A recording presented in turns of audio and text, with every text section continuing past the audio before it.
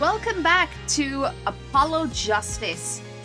We're in a very interesting case right now.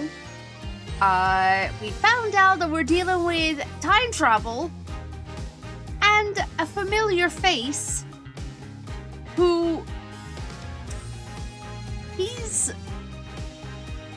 how would I describe him?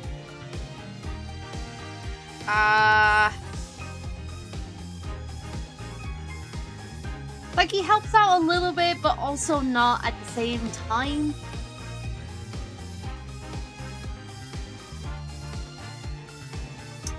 Yeah, I don't know. Anyway, let's just jump in.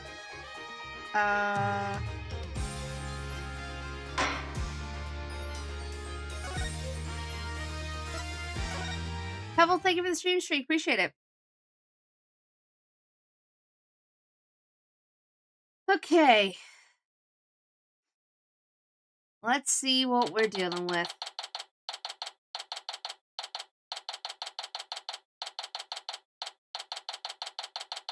$8:45. Wait. Don't they usually start at like 10? Kind of early. Good morning, Mr. Rice. Good morning, Ellen. I see you're still wearing your wedding gown.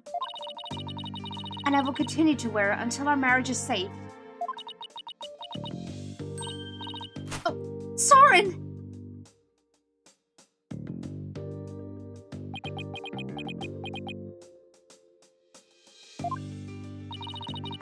Do you think you care to see how she's holding up?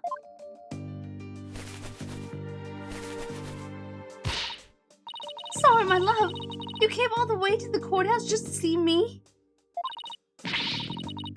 Oh, sorry, I don't know what to say.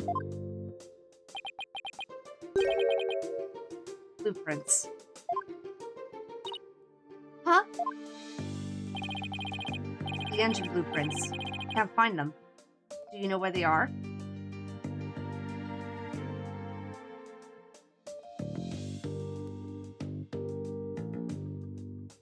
My god. Dude. Now's not the time.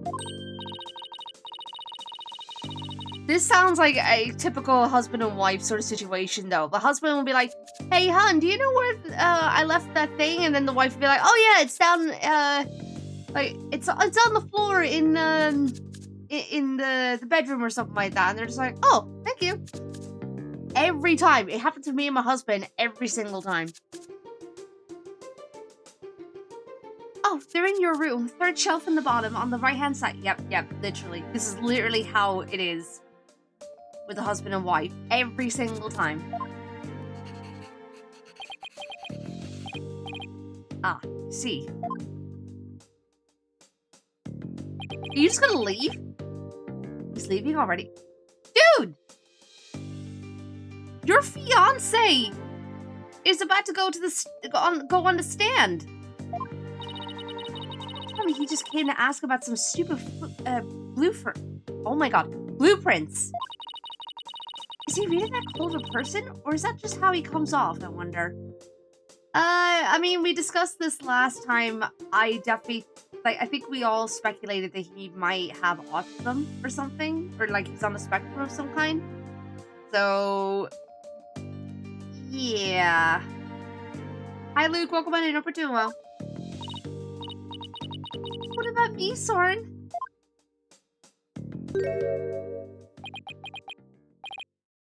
Ellen.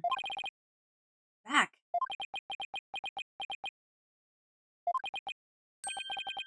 Come home soon. I'm lost without you. Okay, that was actually kind of cute.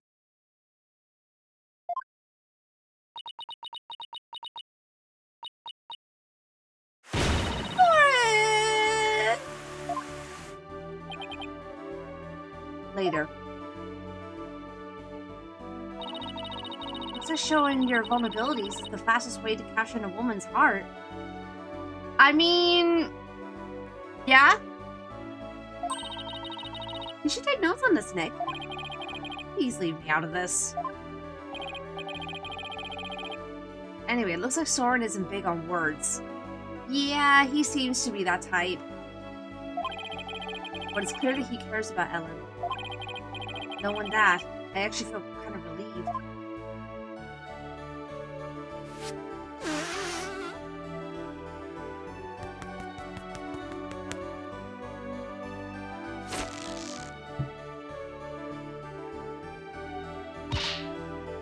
Mr. Wright, I just absolutely can't be found guilty, you hear?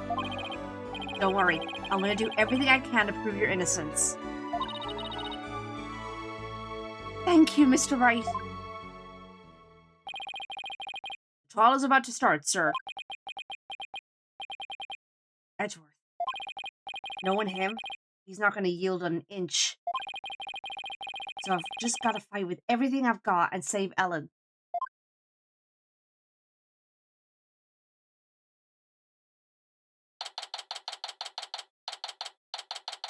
In a way, I kind of relate to Ellen, with the partner not being as vocal in a way, because, like, I mean, it's not that Tabby doesn't talk, it's the fact that for the longest time, he would not usually open up about how he feels. It's only recently that he started to do that because I talked to him about it. Um, and he's been getting better about it. And I mean, to be fair, I struggle with it too, so he's not the only one. Um, but yeah, I know, like, I mean, to be fair, everyone has their own love languages. Um, for any of you that don't know, there's 5 love languages that are out there. You've got the what is it? You got physical touch, you got quality time, you've got words of affirmation, you have what's the other two? The gift giving and acts of service. There we go. So the acts of service is basically like someone doing chores for you, essentially, or they offer to do something for you.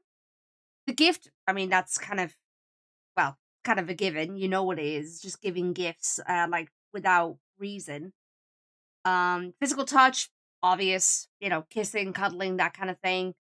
Um, words of affirmation is just basically compliments and whatnot, and then quality time is basically just not having anything in the way of you spending time together. Like literally, let's say you put your phones down and then you go into the living room to watch TV, or you go out for a date, that kind of thing.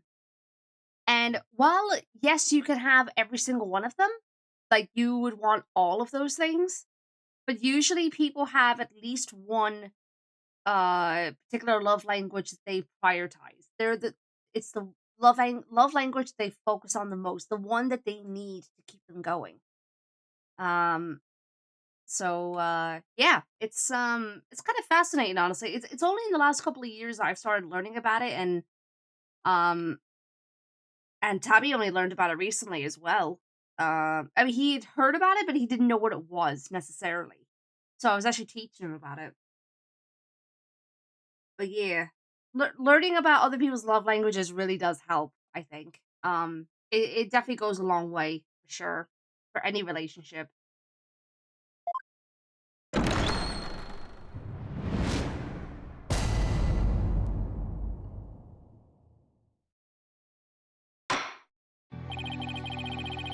So yeah, whenever you got someone who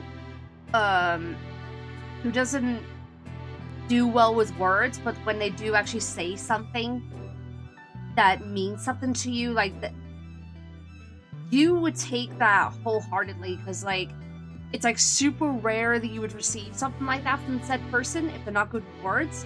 But when they do say it, it like really affects you deeply, because you're just like, oh, like what the hell? Like that was so unexpected.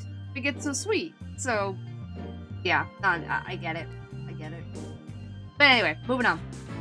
Court is now in session for the trial of Ellen Wyatt. The defense is ready, Your Honor. The prosecution has been ready for a while, Your Honor, of course. Seeing so many familiar faces gathered together like this, I feel as though I'm at a grand reunion. Makes me want to go out for dinner and drink and reminisce with all of you. That sounds like a great idea. I was dying for a real burger the whole time I was away.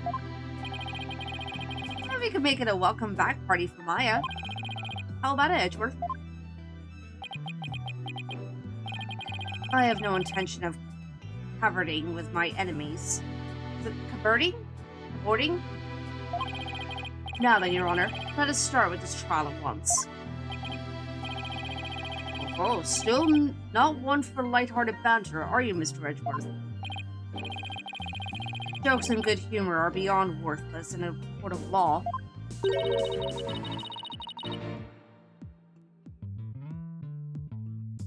Guess we'll just have to have the party without him, then.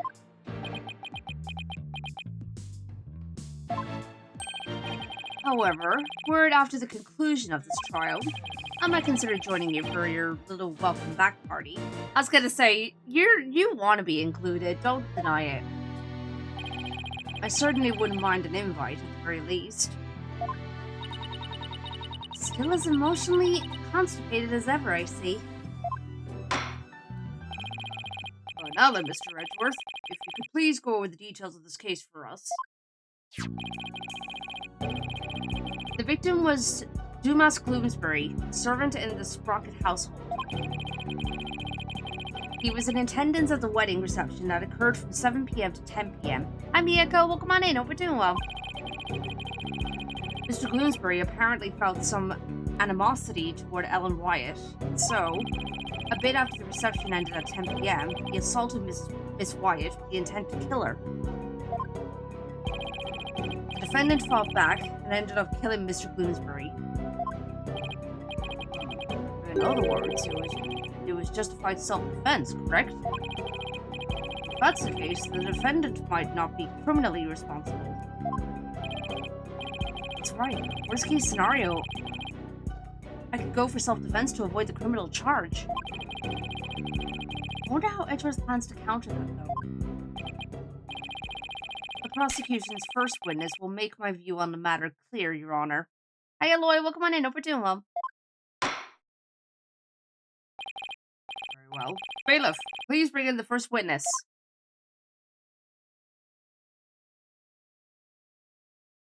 Oh, boy.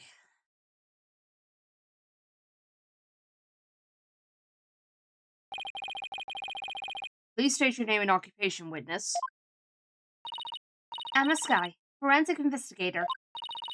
And I'd just like to say, sir, that being in the same courtroom as you is a great honor. That's right. You're a fan of Edgeworth's, aren't you? You're a fan of Edgeworth's, aren't you, Emma? We're good friends and all, Mr. Wright. But just this once, I intend to faithfully and fully testify for the prosecution. And I do mean that wholeheartedly. I expect no less from you. Yes, sir. I'm gonna do my very best. Looks like you lost the popularity contest to Mr. Edgeworth, Nick. I really could care less. Besides, she'll see who's the better lawyer once I win this trial. Yeah, maybe then you'll actually really care less.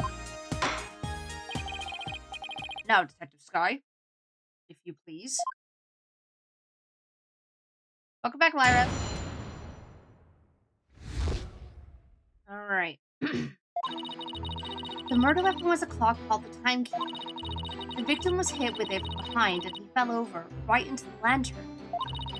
The defendant was spotted then, standing in front of the body holding the murder weapon. The victim was struck twice, by the way. Twice?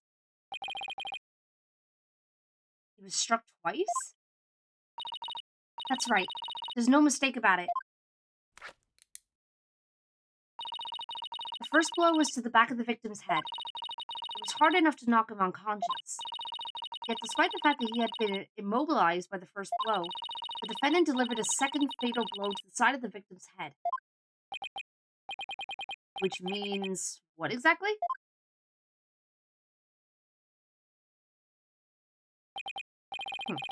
I figured it would go right over your head. Let's put it this way. By striking the victim a second time, the defendant killed her last chance to escape from any criminal wrongdoing. Good. But, oh, Mr. Edgeworth. The defendant may have been fighting back because she was being attacked. However, she then went on to deliver a fatal blow to a man who was already fully unconscious. Nick, is he saying what I think he is? I don't feel so well. And thus, Mr. Wright has justified self-defense been removed. And thus, Mr. Wright has justified self-defense been removed from the table. The prosecution intends to prove that the defendant killed the victim with murderous intent. Allow me to belatedly submit the victim's autopsy report.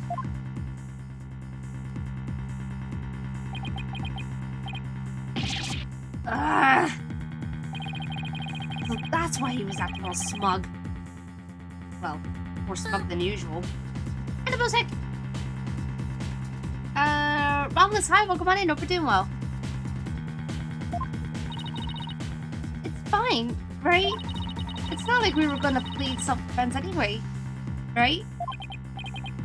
Right, but now the judge has a negative impression of Ellen.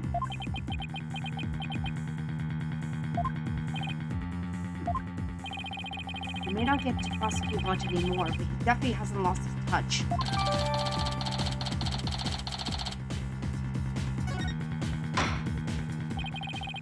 Now then, Mr. Wright, you may begin your cross-examination.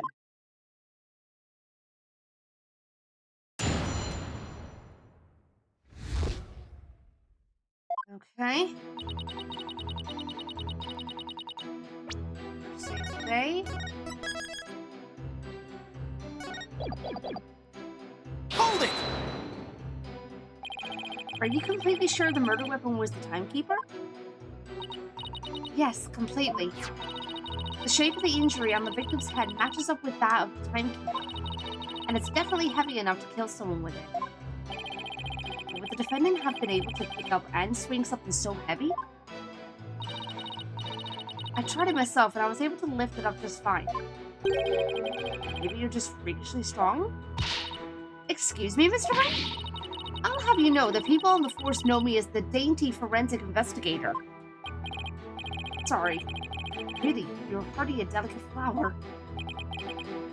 Mr. Wright, this is a court of law. Save your antics for after the trial, if you know how. Yes, sir. It won't happen again, sir. Moving on.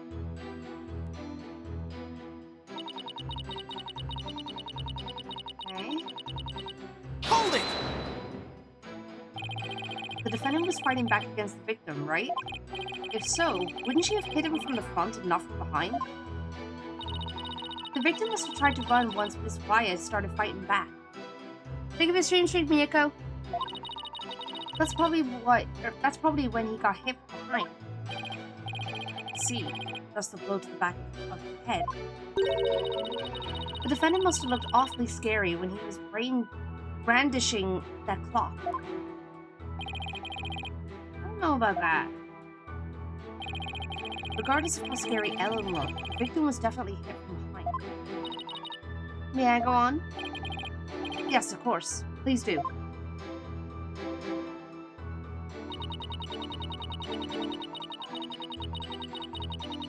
Hold it! But that's only because she was so panicked when she found the body.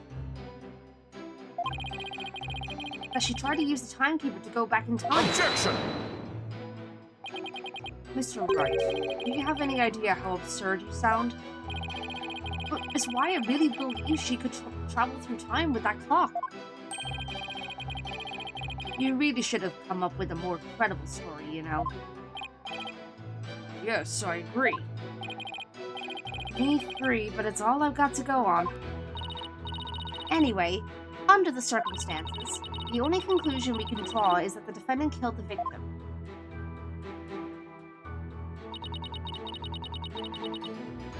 Hold it!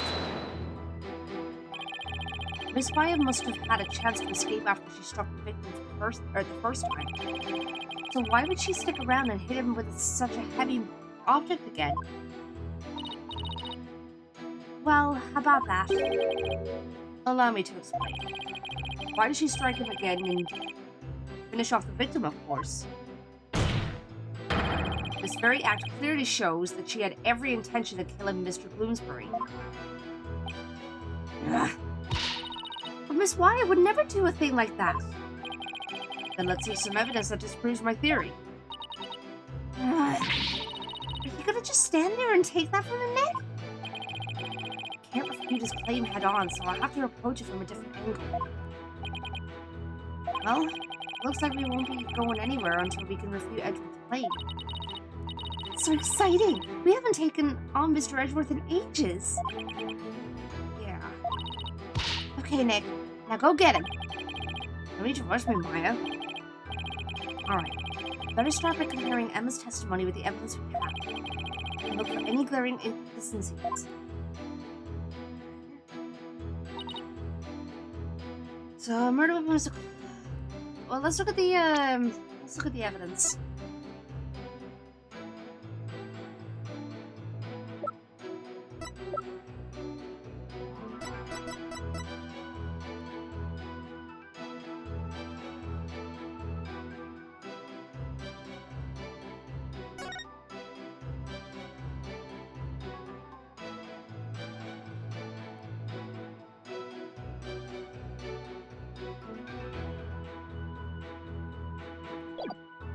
Okay, so we have that statement from her.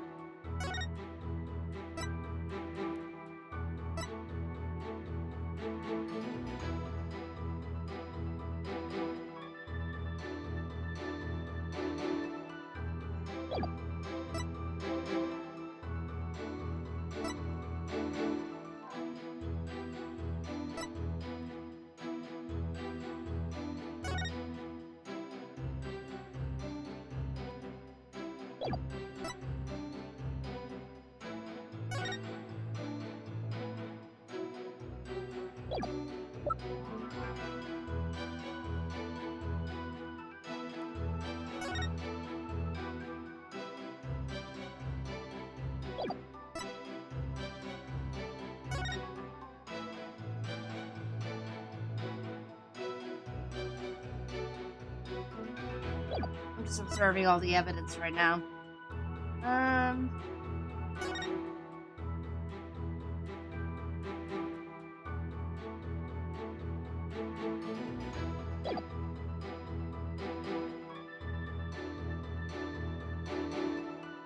Hey, Yompa, welcome on in. Okay,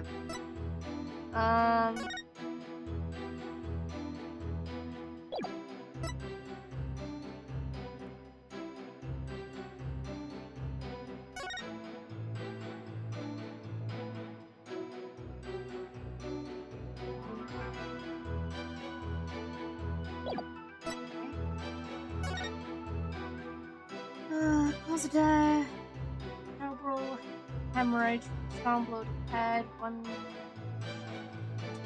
contusion. I don't know what that is. Found on the back of the head and one side of those balls.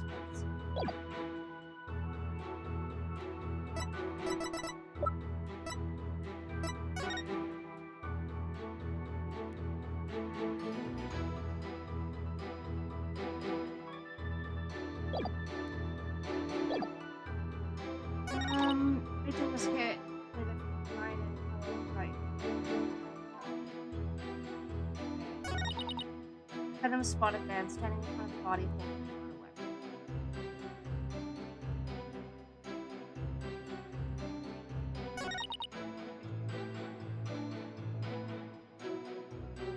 Okay,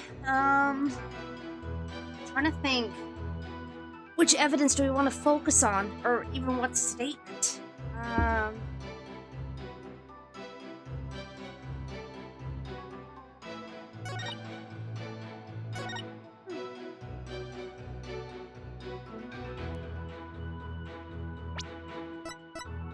What's the statement here? Son, face, state, shall we figure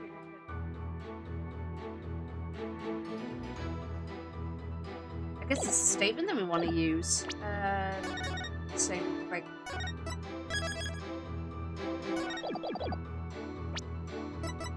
Objection! No, I guess it's not credible because it's from the defendant. Okay. Okay.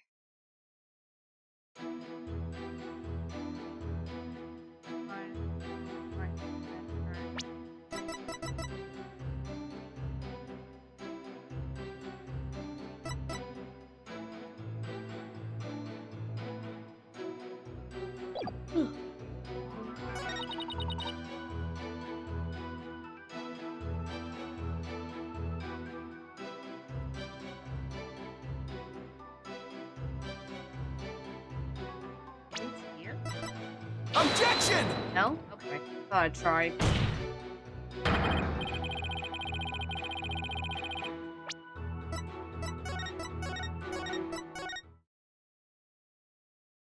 Okay.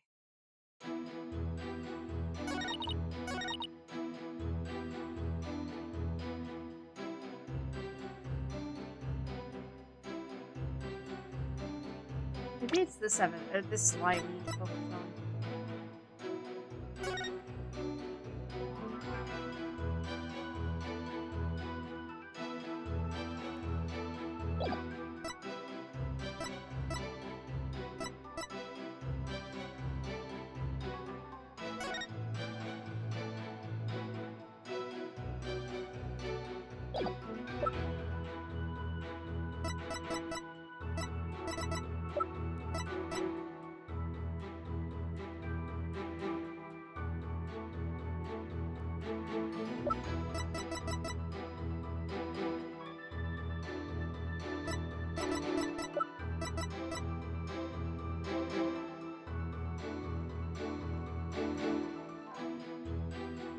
I'm trying to think which part of the testimony do we want to focus on?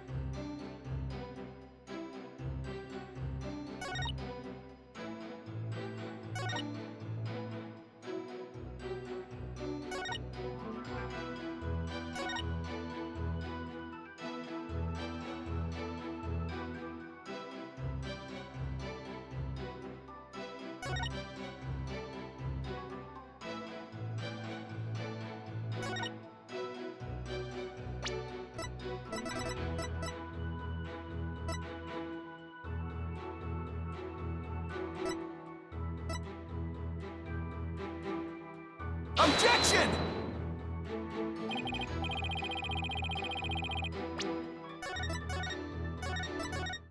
Oh, not a good start already.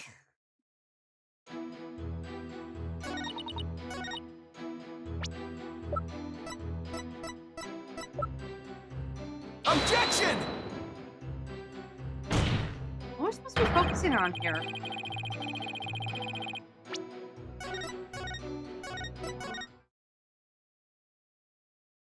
Okay.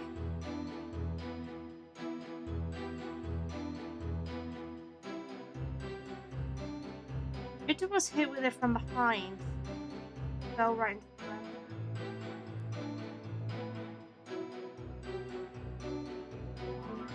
Wait, hold on a minute.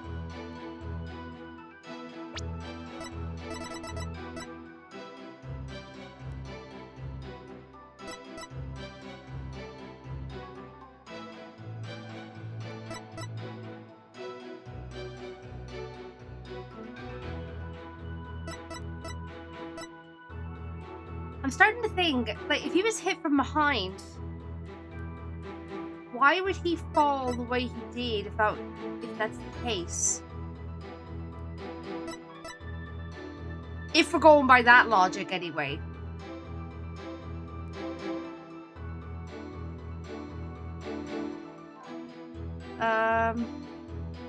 Objection!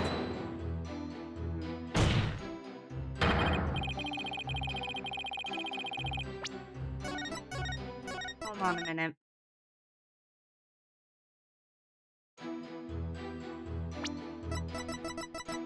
Objection! There we go.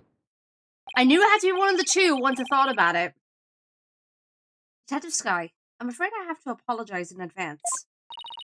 For what? Anibus, hey, Snaker, welcome on in. Hope you're doing well. For embarrassing you in front of your idol. What do you mean? Take a look at this photo of the crime scene. You'll see that the victim is lying on his back. But if the victim had been hit from behind as you claim, then he should have fallen over into the lantern face down. Yeah. It's not enough to simply take someone's side, Detective Sky, even if it's Edgeworth's. There does appear to be a flaw in Detective Sky's testimony. Mr. Wright, if you think I'm gonna just back right down, then you're sadly mistaken. Emma is unusually fired up today. Forget, she's in front of her hero, Nick. Oh, thanks for the helium. If the Steel Samurai came to watch this trial, I'd want to do my absolute best too. Listen, Mr. Wright, it's entirely possible that the defendant moved the victim's body after he fell over. In that case, there wouldn't be any contradiction, right? Indeed. That was an excellent counter-argument, Detective. You can count on me, sir. So what do you have to say to that, Mr. Wright? Is it possible that the victim's body was moved after he fell into the lantern?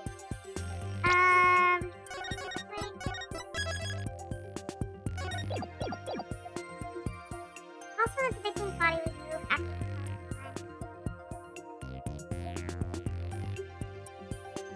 No, because he had a concussion, or not a concussion, he had a, what was it? Oh wait, yeah, it was a concussion, wasn't it? Hold on.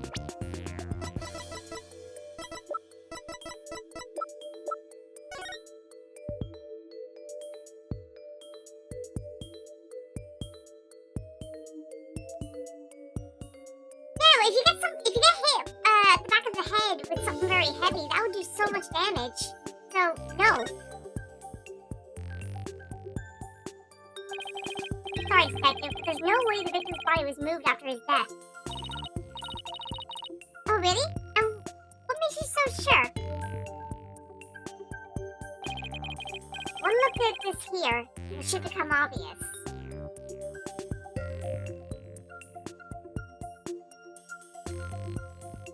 Okay, hang on. It's not what I was expecting here, but alright.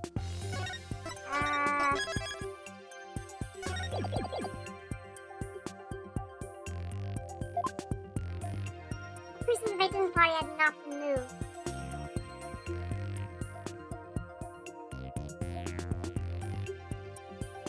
Hang on, I'm trying to see here.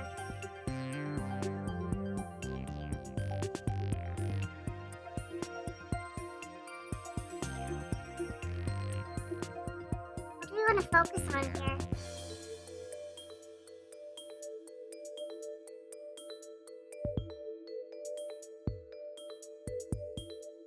If there's more than one reason, yeah.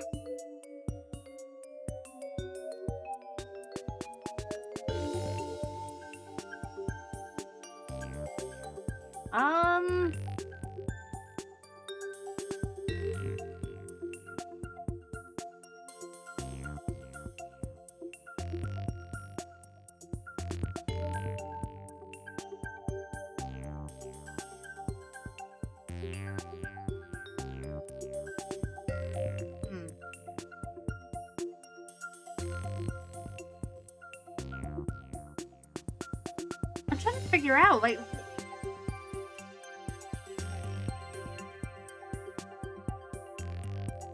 I keep looking at the note and the blood on his hand, but I don't know if that is the correct answer.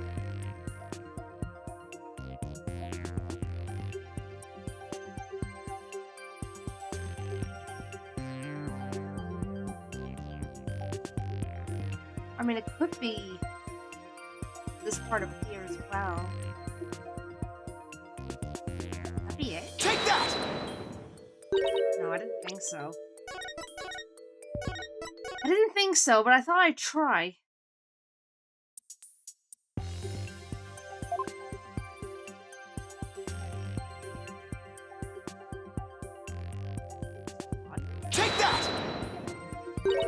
No, I didn't think so. No.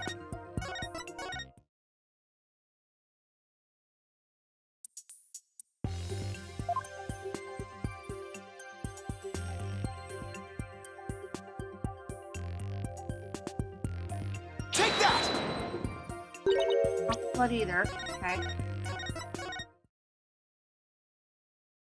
Process of elimination, it seems. Take that! It's not that either. Hold on a minute. What is it then? Is it the,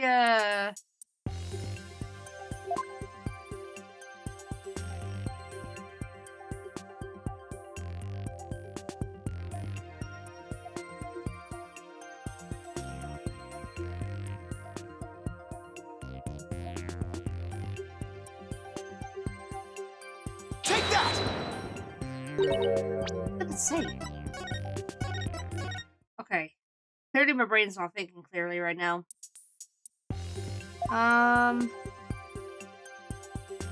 Three? What is it?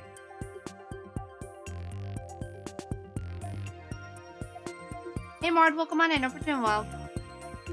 Take that! There we go, finally.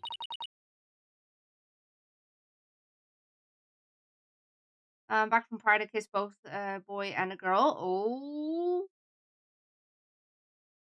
Those broken bits on the lantern? I should have known, honestly. I mean, to be fair, I was kind of thinking I was somewhat on the right track, but I was pointing at the wrong thing, and then I got sidetracked. Anyway. Yes, if the body had been moved after the fact, these fragments would have fallen off of it. But as you can clearly see, they're lying perfectly undisturbed on top of the body. This means that the victim must have been lying face up from before the lantern even broke. You're right. But wait a minute. If that's true, then when was the victim killed? I mean, the lantern was still whole during the reception, right? Right. It means we've just overturned a major assumption about this case. If the victim was already dead before the lantern was even broken, then the body must have been inside the lantern since before the reception started. In other words, the defense asserts that the victim was killed before the wedding reception. What?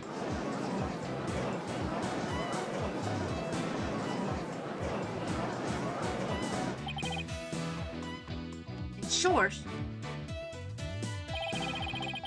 when Miss Wyatt was seen standing in front of the body after the reception, it wasn't the moment just after the murder was committed.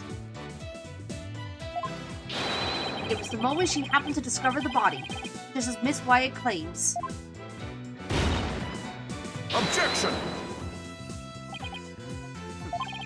Whether the act was committed before or after the reception is entirely inconsequential. Hi Daffy, welcome on in. Hope we're doing well. After all, it was the defendant who prepared the reception hall for the event in question. Therefore, when the murder occurred, changes nothing with regard to her guilt. She could have killed the victim before the reception, as you claimed, and then tried to hide his body in the lantern after the event ended. Objection! Sorry, but that doesn't make any sense. I mean, where would the body have been hidden during the reception in your scenario? That's... Even you have to admit, Mr. Edgeworth, that this has opened up a new possibility. Do explain, Mr. Wright. Well, if Miss Wyatt didn't commit the crime in the reception hall, then that means someone somewhere put the victim's body into the lantern. I suppose that makes sense. The dead body couldn't have put itself in there. Exactly, Your Honor. In other words, the murder actually occurred before the reception. It opens up the possibility that...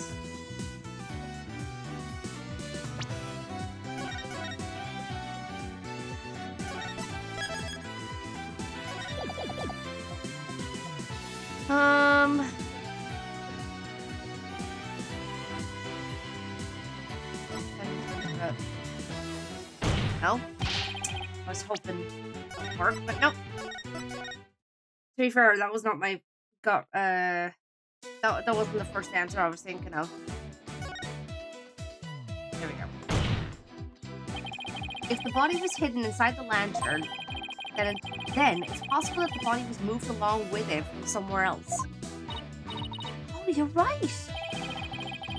You can run that mouth of yours all you want.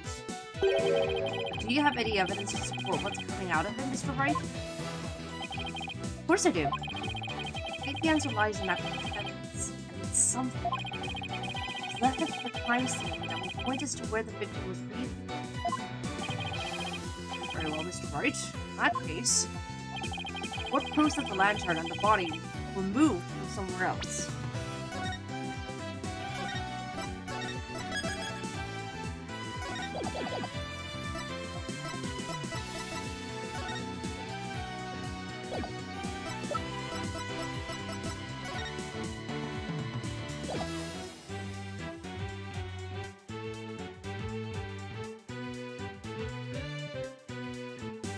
Got an ad, so I will wait. I'm gonna grab something while we're waiting.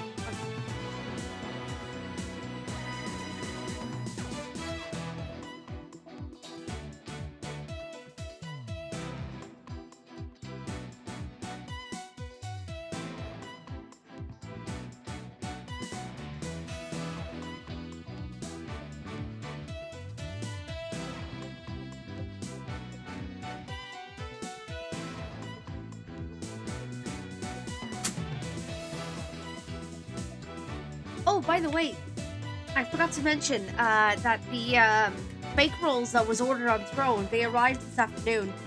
So thank you so much for that once again. I do need to post on the Discord, actually.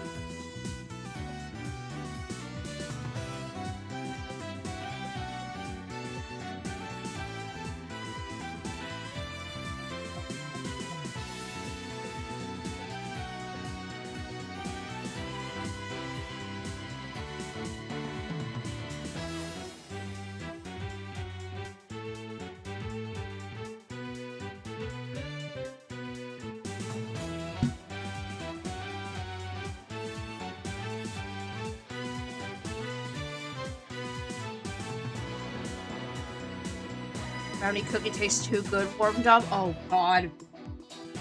Oh, dude. A brownie cookie, like, if it's, like, warm, and then add some ice cream with it, oh, that is heaven right there.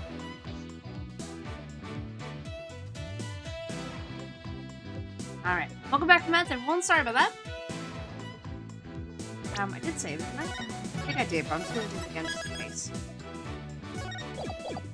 Pretty sure it's the evidence we needed. Take that! Here. No? Never mind them. Are we sure that was it? Okay. What proves that the lantern and the body were moved from somewhere else? Okay. Hold on.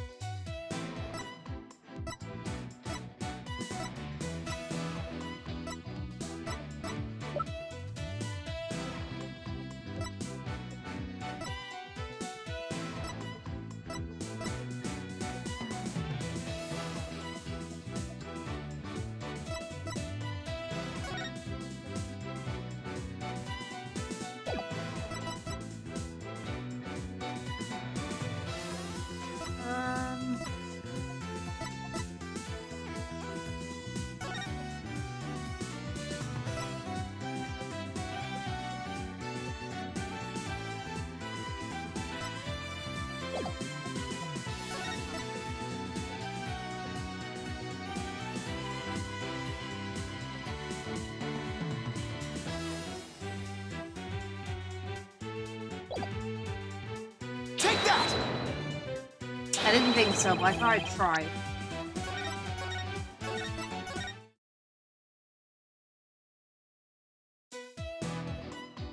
What appears that the lantern and the body were moved from somewhere else?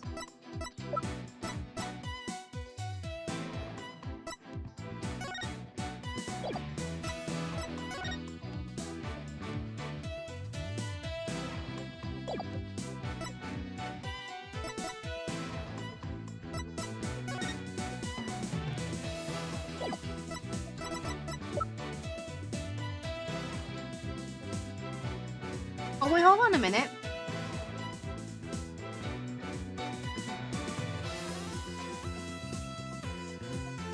Oh, never mind.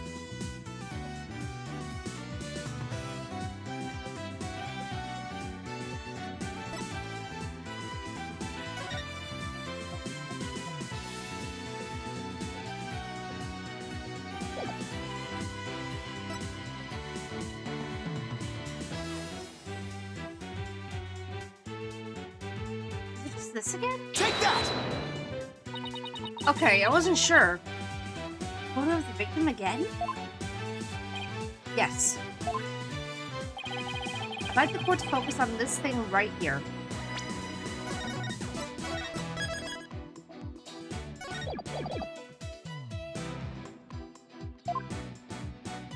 Is that the carpet? Take that! No. Or not the carpet, the rug.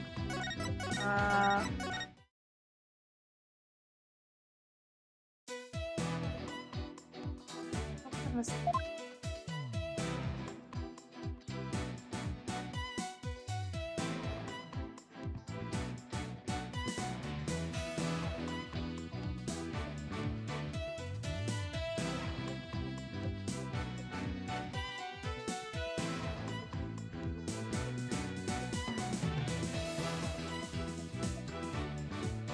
Is it the backyard in Take general? that! No.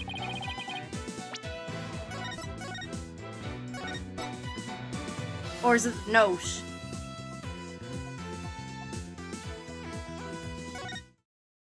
Could be the note.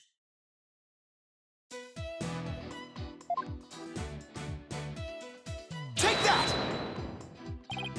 Not the note. Okay. I really am just doing process of elimination today.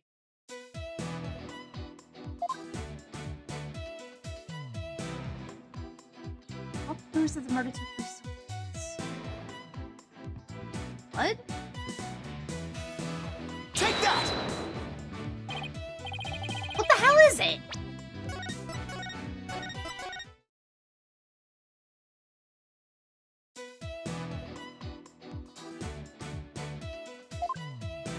What proves the murder took place somewhere else?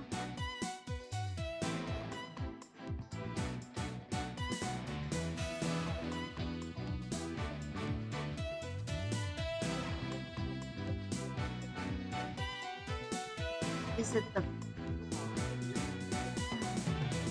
Take that! Oh my god, what the hell is it?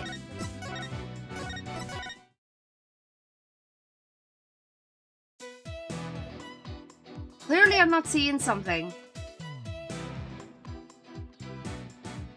Not these things, is it?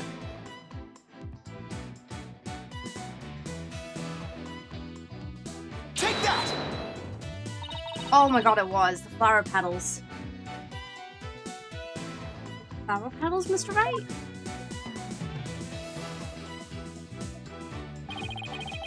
These petals are from a kind of flower that were not present in the reception hall. This means they must have gotten into the lantern when it was somewhere else. Just where do you propose this somewhere else would be, Mr. Wright? I propose that this piece of evidence will tell us where the flower petals came from. Right, I'm trying to remember where were they.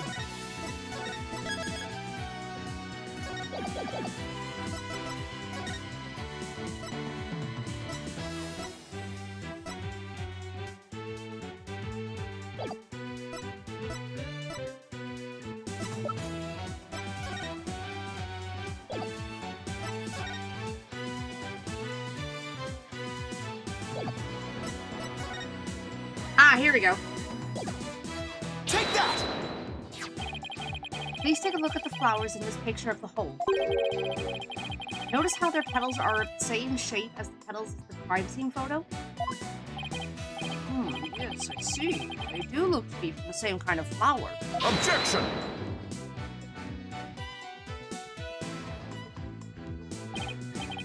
Is that really all you've got? A flower is a flower is a flower is a flower. They're all the same. I would hardly call what you presented compelling evidence. I'm afraid I couldn't disagree with you more, Mr. Edgeworth. I gave a flower of this type to my lovely wife once when we were young. So I can assure you that this is a very meaningful and compelling evidence indeed. The soundness of my judgment in this matter is backed by nothing less than pure love. Your Honor. Let it go, Mr. Edgeworth. It's clear you don't know much about flowers. It's not like you have anyone you'd actually give any to after all. Oh, goddamn! But maybe you should study up on that, just in case the opportunity presents itself. Are you implying something, Phoenix? Are you implying that you want Edgeworth to give you flowers? Is that what you're doing?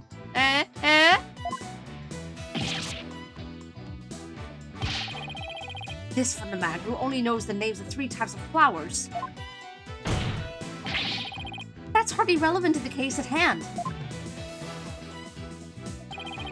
The defense asserts that it's highly probable that the victim was killed in the hole. If the body was then placed in the lantern and moved into the reception hall for some reason,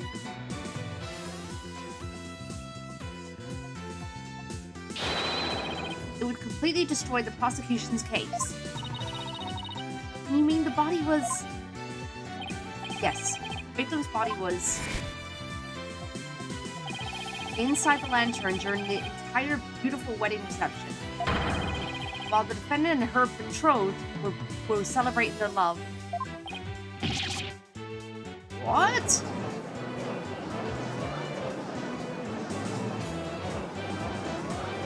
Objection! What now? Your smooth talk might work on his honor, but it won't work on me. Yeah?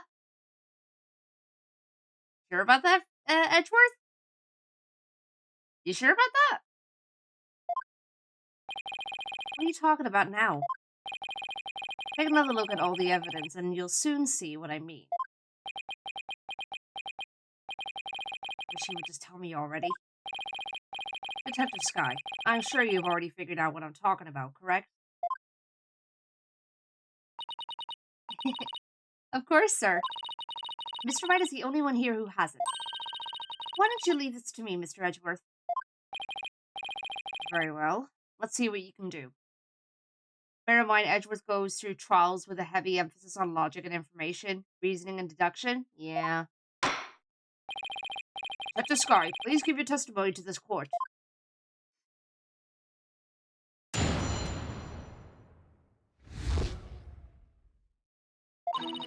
The victim could not have been killed before the reception. The autopsy report states that the estimated time of death was after the reception. And that estimated time of death is correct. There's no way it could be wrong. It's clear Mr. Bloomsbury was killed after the reception, and that completely contradicts your claim. I guess so. Tell me you took at least a cursory glance at this autopsy report, Mr. Wright. It appears you've grown rusty since our last outing. Yeah?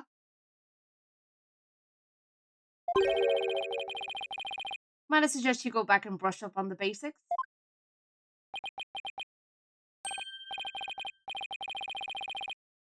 Sure. Though I must say, you're as cocky as ever, Mr. Edgeworth. I beg your pardon? What are you trying to say, Mr. Wright? I'm just saying that I'll go back to basics, if that's what Mr. Edgeworth wants. I'll prove how badly he underestimated me with a good old-fashioned cross-examination.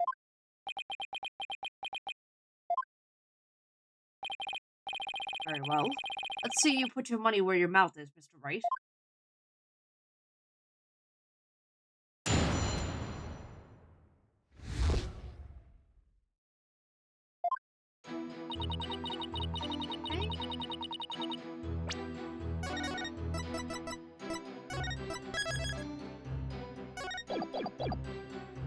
Hold it! You sound pretty certain. You must have some solid grounds for making that claim, right? Of course I do. And you're gonna feel silly when I show you what they are. Ready? Feast your eyes on this.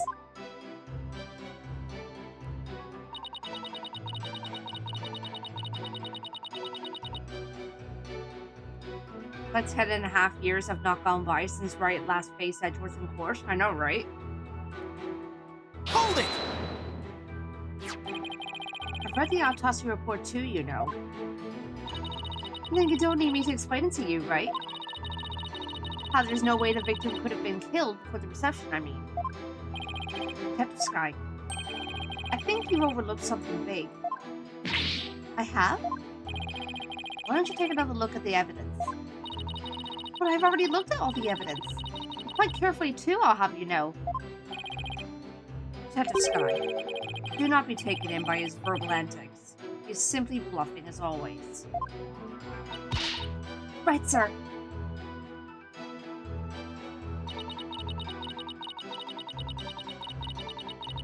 Hold it! Is it possible that the culprit did something to obscure the real time of death? No, not in this case. There was no snow or anything to keep the body from decomposing. And there's no fridge on my airship big enough to fit a body into. So you've already checked into that, I see. It all comes down to the estimated time of death, doesn't it? Couldn't the killer mess with the victim's time of death by keeping the body on ice? Yeah, if they had the means to. The prosecution is treating the estimated time of death as an absolute. But is it really? I take it you don't think it is, huh, Nick? In that case, we're gonna have to find a way to convince them otherwise. Yeah, there's gotta be a way somehow.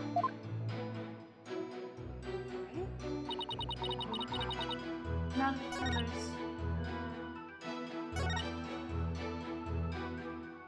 Alright.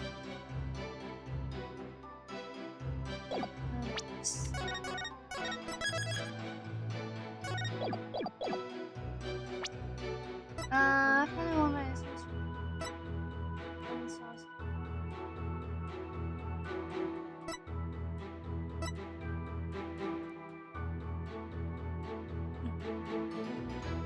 Wonder. Objection! Oh, I didn't think so. I didn't think so, but I thought I'd try. You never bloody know with these games.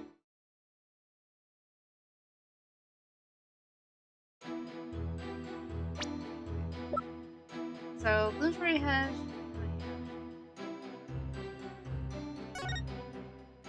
So, between 10 p.m. and 1 a.m.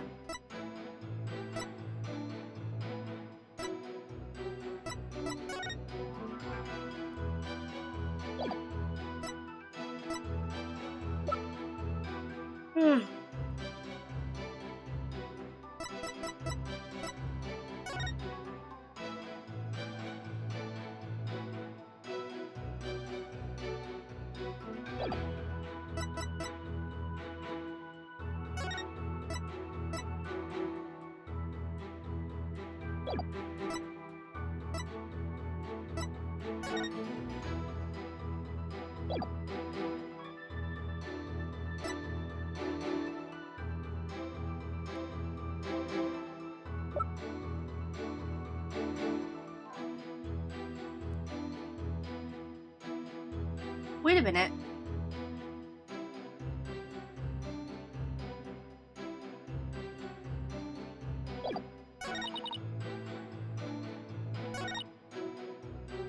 Hold the frickin' phone.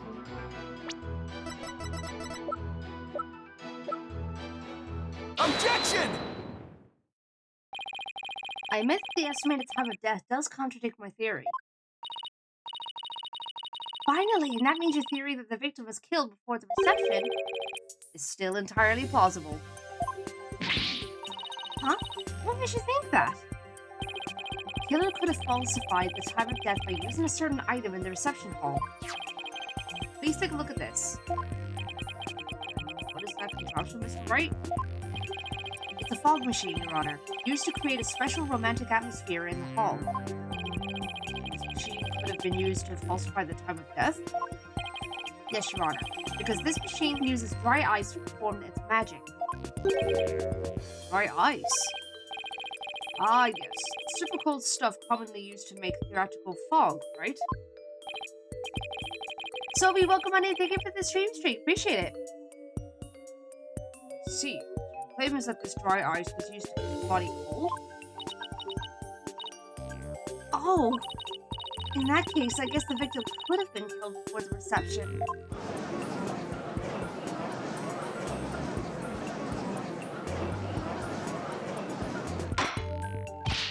Order! Order in the court! Well, Mr. Edgeworth, what do you have to say about this development? That the victim was killed in the hall before the wedding reception?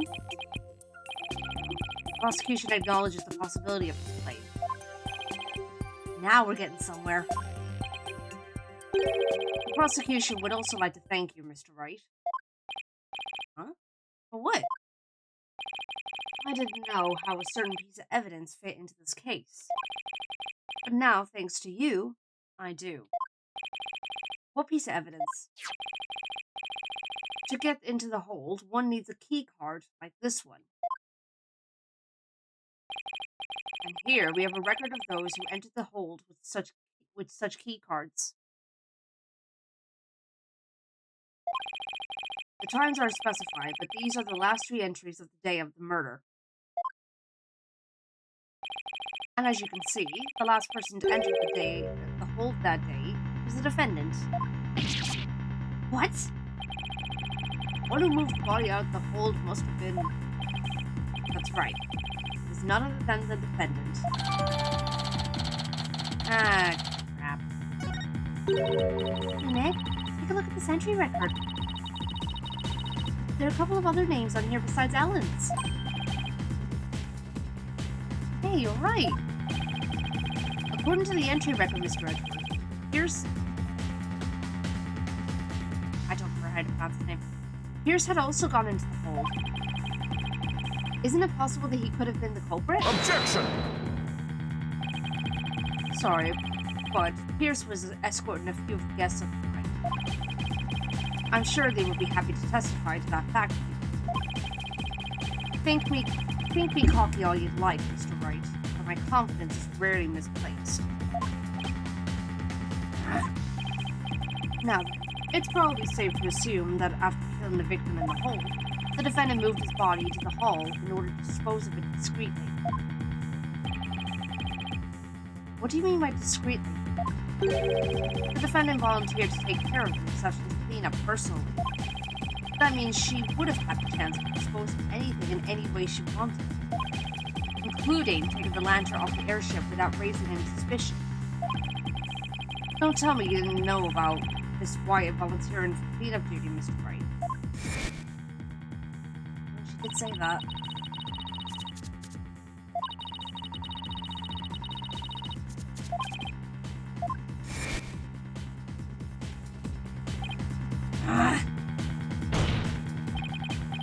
Look at the sweaty buckets like a book, even after all these years. Nevertheless, thank you for proving that the only person who could have killed the victim in the hold is Ellen Wyatt. Great job, Phoenix. Now we're back to square one.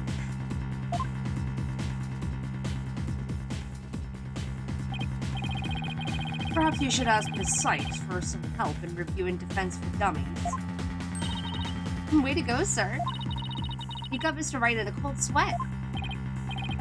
I wonder if maybe the promise of seeing that miserable look on his face is what brought me back to court today. It certainly made all of my stress and woes as chief prosecutor just melt away. Or are you just happy to see him? So you have a lot of stress built up. I'll give him something to stress over before we're through today. Your Honor, the prosecution asks that you render your verdict at this time, before that man over there tries to throw the court into chaos with his meaningless bluffs.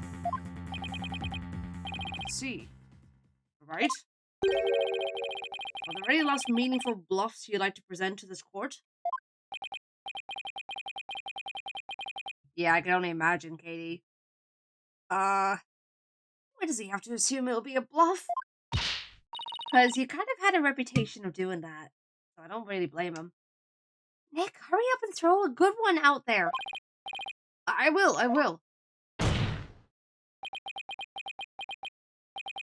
Well, alright then. Let's see. I've got it. How do you know it was Miss Wyatt who used her key card? After all, if it turns out that somebody else used her card, it would mean Miss Wyatt didn't do it. Interesting. And are you able to prove this bluff to be true? I assure you I'm not bluffing, Your Honor. Well, now what? Wait a minute, Nick. I could think of a certain somebody who might have used Ellen's key card. You can? Remember? The one who was sneaking around the hold in spite of not being a family member? That's right. Your Honor, the defense would like to call a certain witness to the stand. Oh, no. I need the testimony of this person. Take that! That's your witness? Are you saying that numbskull was on the airship? He never breathed a word about that to me. That's not surprising because Pierce told him to keep quiet about it.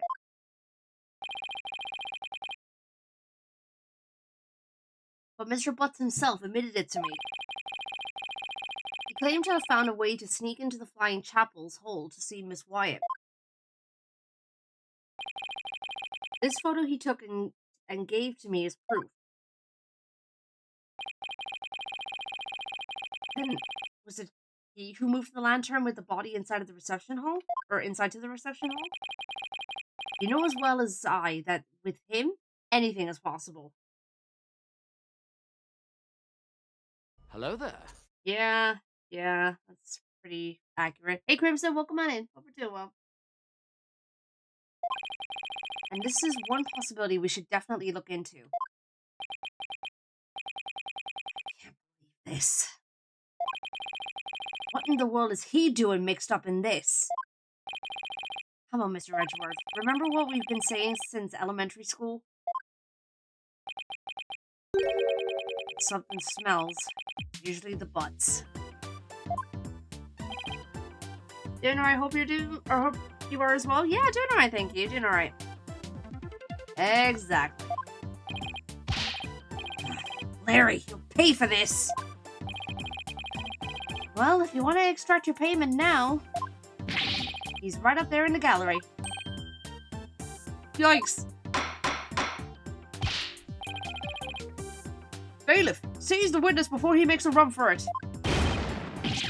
No! Why does this stuff always happen to me? Sorry, Larry. You brought this on yourself. Let us break for a 15-minute recess. I ask that both sides prepare for the next witness's testimony during this time. And maybe get some pain meds as well while you're at it. I feel like it's gonna be a real headache.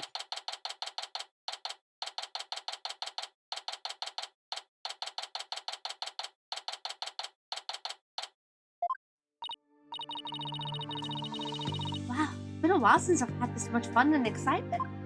I face off against Mr. Edgeworth, a harrowing tightrope walk for the defense. Ooh, I'm exhausted already. Boss! I'm here for moral support. Lena, are you all done practicing for Tuesday's magic show? Well, to be perfectly honest, I sort of ran away. But that's because she was putting my life in danger, I tell you. See, I think I'll need to have a one-on-one with her. You're really athletic and fit, Athena, so Percy probably thinks she can run you ragged. That may be true. Which is why not even Trucy can keep up with me when I run at full speed.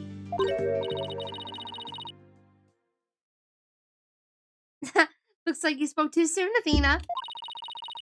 Never underestimate the resourcefulness of a great magician. Huh?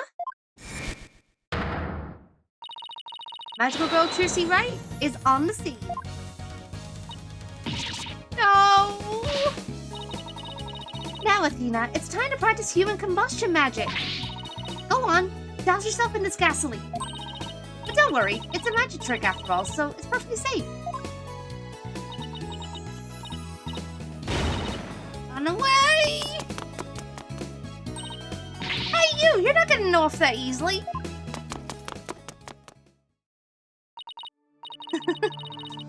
They get along so well, don't they? It reminds me of the good old days. You, me, and Pearly. Oh, and Detective Gumshoe. Can't forget him. We had all kinds of fun at the crime scenes back then, remember? Leaving me to do all the serious investigating, as I recall. Court will soon be back in session, Mr. Wright. Right, thank you. So Larry's the next witness, right? I can't wait to see what happens. Sadly, I can already imagine it.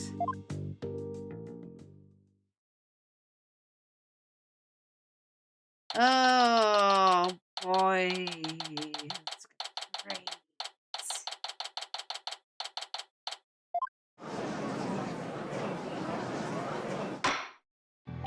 Court will now reconvene.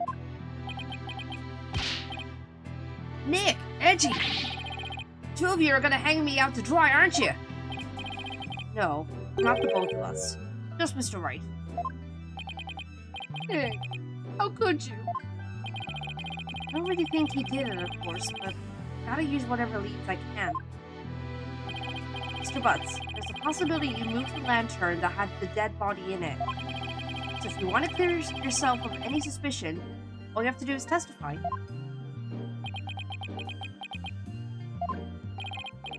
Well then, your testimony, please, witness.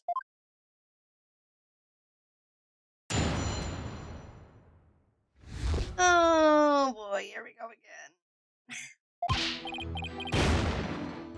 Nick, you big fat stinking jerk! How can you doubt your best bud?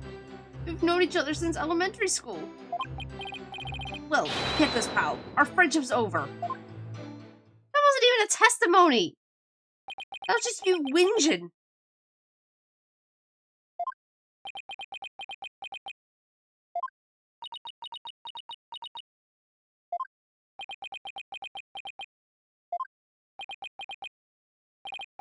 Well, go ahead, Mr. Wright. He's all yours.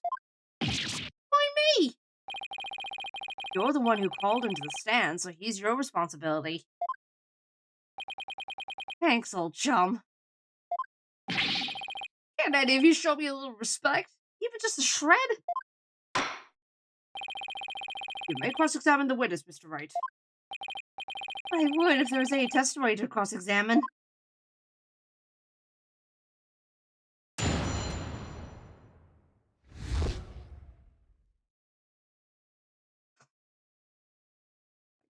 Literally just the testimony name. Oh god.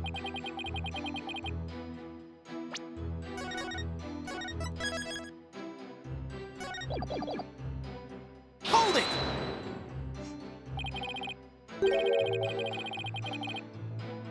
You just might have our raid message today? Oh jeez. Come on, Larry. Can't you please give me something real to work with? Don't think I don't know about your tricks. If I say something careless, you're gonna shove some evidence at me with a loud objection and a super smug look on your face.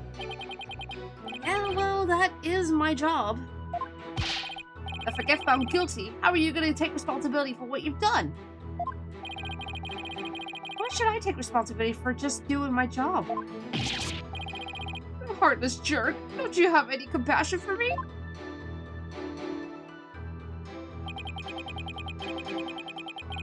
Dude, I swear. Hold it! I'm sorry, Mr. Butts, but if it wasn't Miss Wyatt that entered the hold with that card, then you're the most likely suspect. Nick, are you seriously doubting the innocence of your old childhood friend? A lot can change in a few years, Larry. Well, technically, yes. But it isn't personal, I assure you. Your friend will believe in me. No matter what. Can't you see my tears? They mean anything to you? Nick. It's for the heathen, Crimson. I don't really think you can cry your way out of this, do you? Okay, fine. In that case.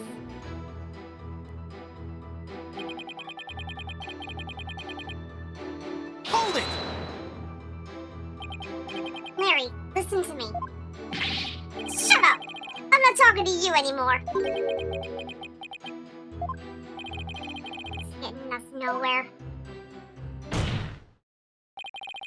Come off it, Larry. If you don't quit fooling around and start testifying, Miss Wyatt will be found guilty. For real? No new information comes out of this cross-examination. Then yes, Mr. Butts, for real. Not that I would have a problem with that myself.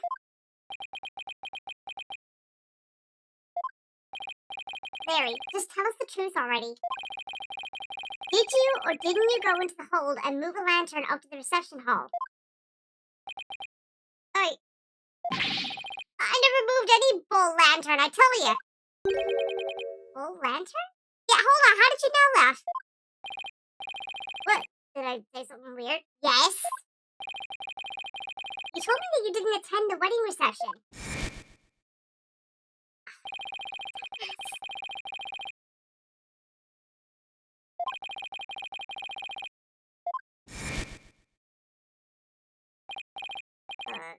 Yeah?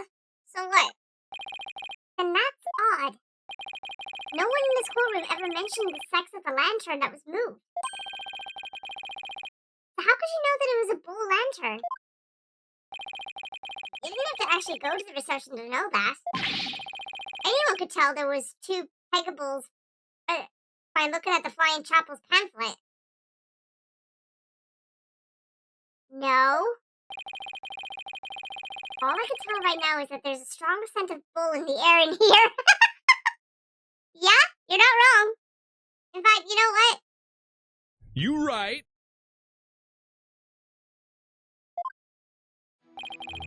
Please add the last statement to your testimony, Mr. Butts.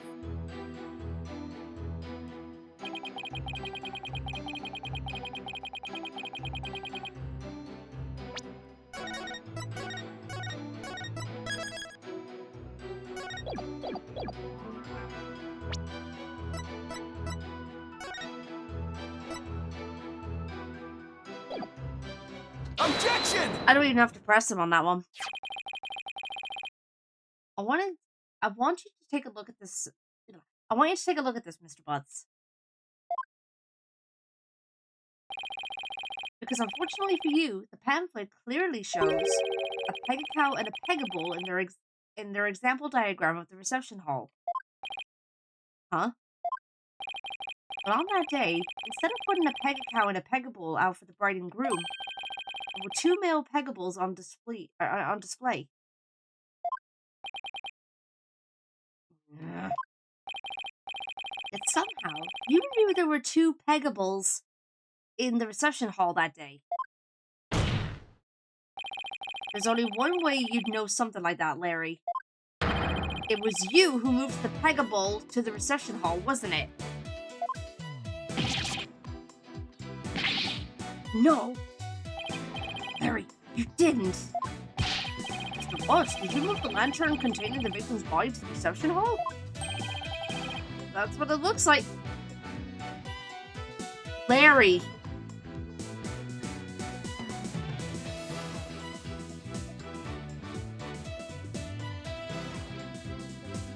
Larry, you idiot!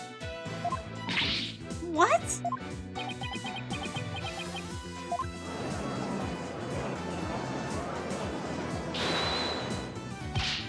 Wait, Nick! You don't think I'm the murderer, do you? Dude, you just...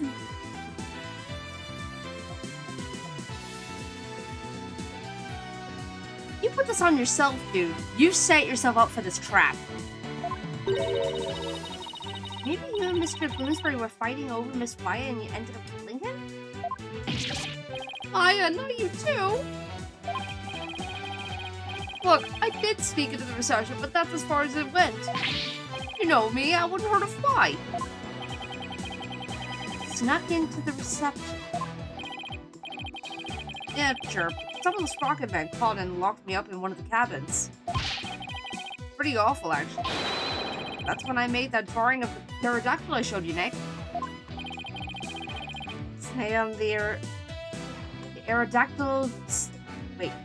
Ixnay on the aerodactyl, say, Larry.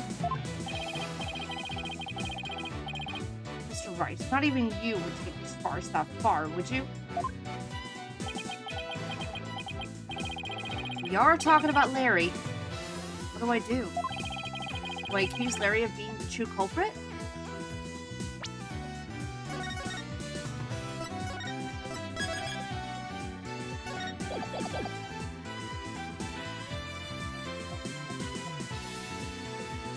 Imagine if I did actually accuse him.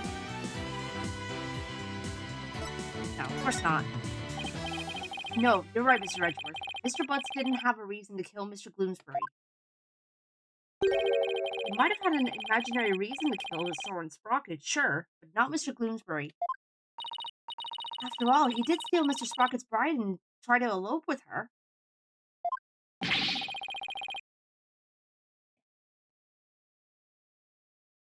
Just because I tried to steal somebody's bride doesn't make me a murderer. I believe you, Larry. And I don't think you killed anybody either. You would never do anything like that. Nick, old buddy, old pal. I knew you'd come through for me. Funny that, considering your sworn testimony just now that we were... Funny that, considering your sworn testimony just now that we were through. Mr. Butts, it's time you told this court the whole truth. Understood?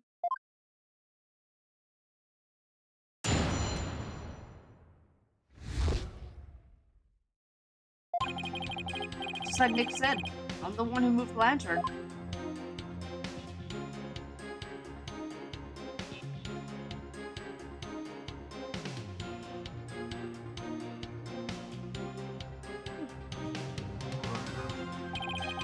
Spoken around the reception hall before the main event and saw a lantern was broken.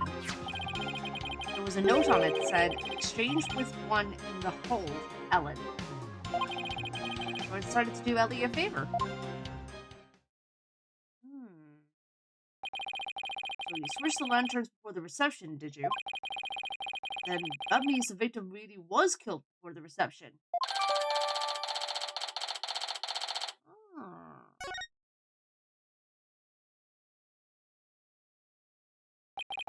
It would appear that Mr. Butts completely fell for the defendant's scheme. Scheme? What scheme? This note from the defendant exchanged with the one in the hold, Ellen. Mr. Butts moved the lantern with the body in it up to the reception hall because of this note. And thus, he has become a suspect in Mr. Bloomsbury's murder. That second lantern did feel pretty heavy. I never would have thought there was a dead body in it. What was a note like that doing on a lantern in the first place? You've got it all wrong, Mr. Edgeworth. I left that note for myself. It was simply a reminder because I can be very forgetful. Objection! What a sorry excuse, Miss Wyatt. The prosecution contends that this note shows one facet of the defendant's murderous plan. And you, Mr. Butts, you played right into Miss Wyatt's hands. No way, Edgy. I don't believe it. Objection! Do you still really believe Miss Wyatt to be the culprit, Mr. Edgeworth? Of course. My stance on the matter remains unchanged. If you think I'm wrong, then prove it with your cross-examination. Gladly. Very well. Mr. Wright, you may cross-examine the witness.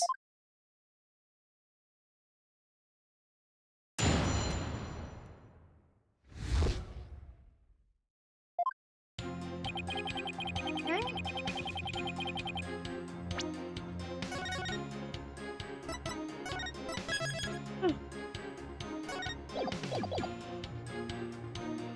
Hold it!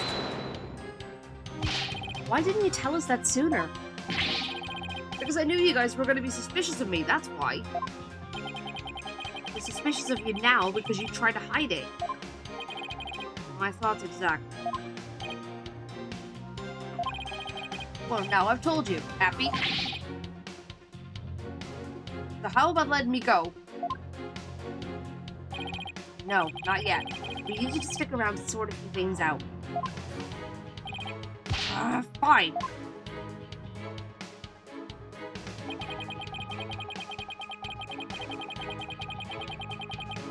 Hold it! The lantern you swapped out was a female Pegamoo, Pegacow, right? Yeah, I guess. Why did you replace a female lantern with a male one? I was too busy trying not to get caught. I didn't have time to check for little details like that. If you didn't want to get caught, you could have just left well enough alone, you know. Whatever. Anyway, when I took a look at the broken lantern, I saw.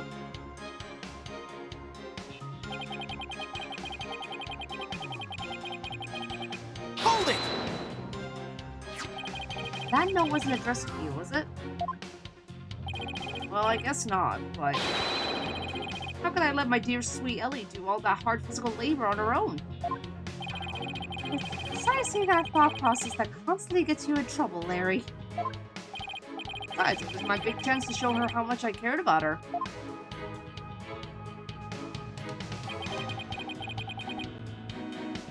Hold it!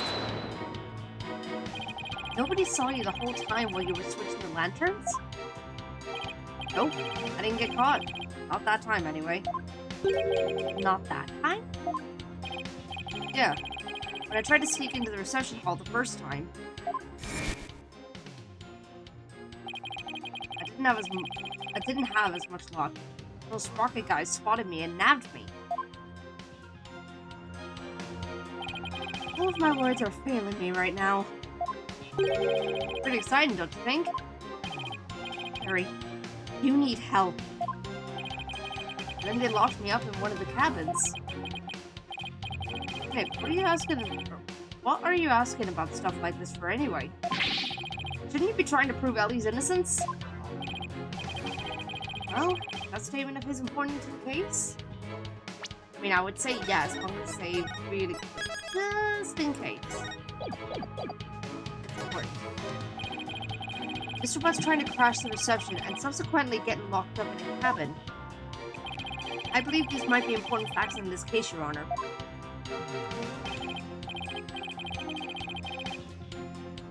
Very well. Mr. Watts, please add that statement to your testimony. I tried to sneak into the reception hall, but I got caught and locked up in the cabin.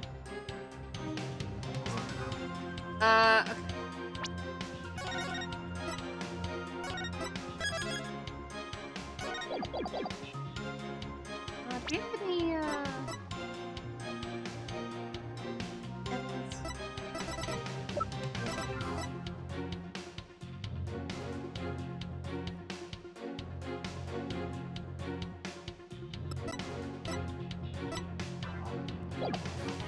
Hold it! So you got locked up. Then what happened? Broke out. And I started looking for Ellie and wandered into the reception hall again. That's when I saw the broken lantern and replaced it.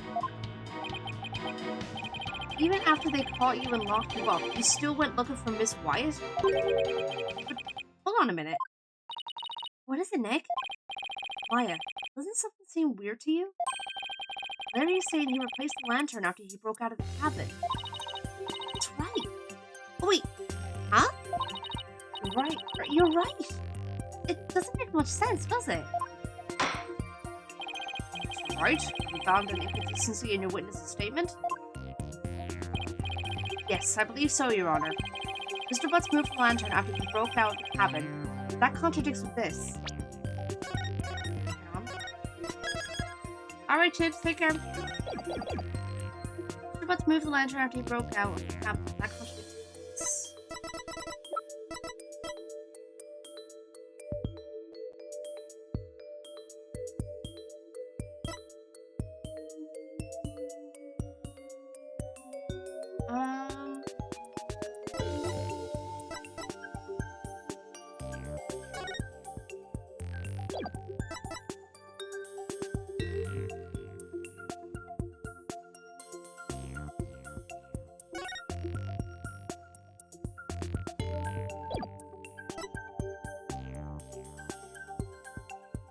Um...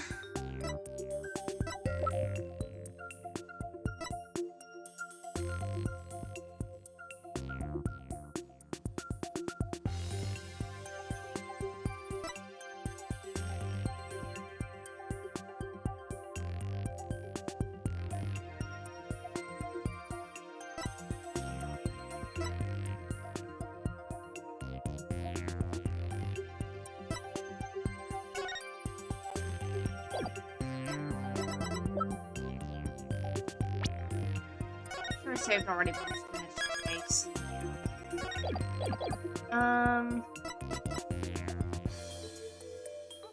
Take that!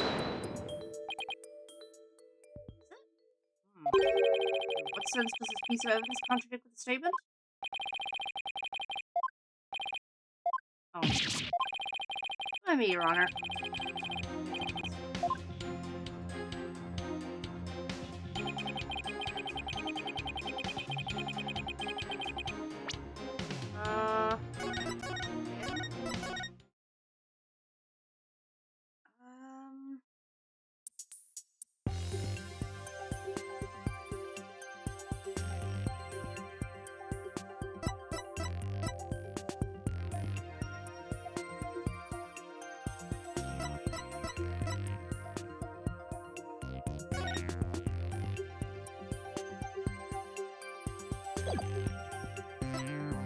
What does it contradict?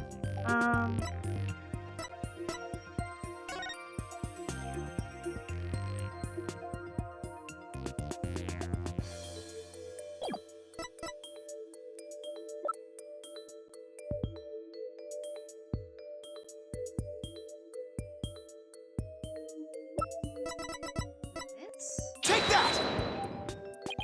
No? Okay.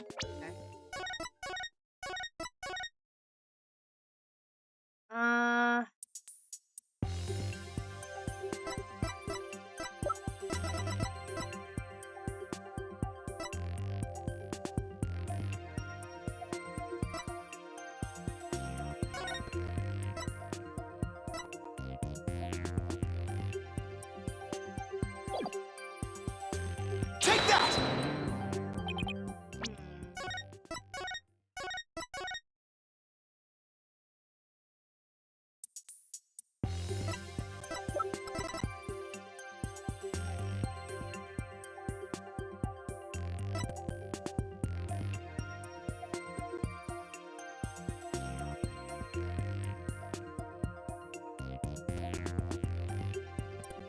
Take that! Oh, there we go. What? Yes, the broken lantern, Your Honor. Mr. Butts, what you're saying doesn't make any sense at all. What? Why not? You swapped the lanterns before the reception began, right? Yeah, that's what I said, isn't it? But you've also just said that you swapped the lanterns after you got locked up in the cabin trying to sneak into the reception. In other words, you're saying you swapped the lanterns both before the reception and after the reception took place. That certainly doesn't make any sense, does it? You've Butts? Did you swap the lanterns before or after the reception?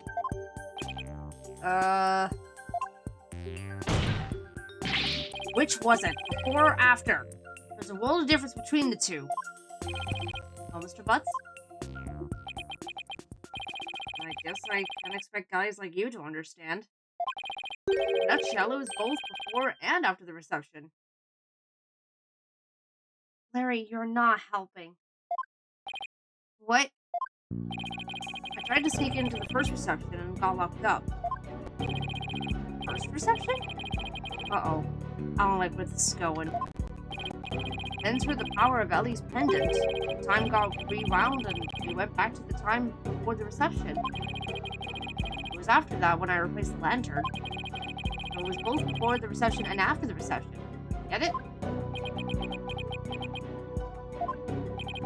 We went back in time to before the reception. Of course the reception would take place one more time after that, right? That's why what I said makes perfect sense. Mr. Wright, what in the world is the witness talking about? Has he developed some sort of intellectual ailment I'm not aware of since I saw him last? Well... None of the Sprockets seem to remember the time skip, but I do. Ellie remembers it too. I think the power of our love for each other made that miracle happen. Larry, stop it. That's right, I'm sorry, but could you please translate this man's gibberish to the rest of us, so the rest of us can understand? But now I have to be the one to explain about the whole time travel thing? Come on, Nick. I know you can do it. Looks like you don't have much choice, Nick. I can't lose any more of my dignity today anyway. The defendant, Miss Ellen Wyatt, has told the defense the following strange story. She said that after the reception ended, she was attacked by Mr. Gloomsbury. She claims that, as she was being assaulted, she made a wish upon her pendant. Please, take me back to that blissful moment. In doing so, time apparently rewound itself to just before the reception began.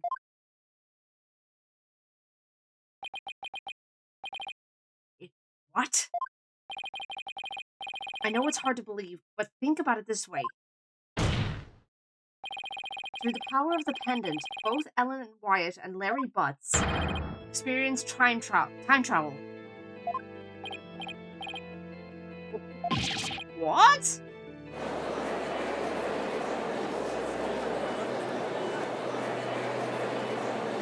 Objection!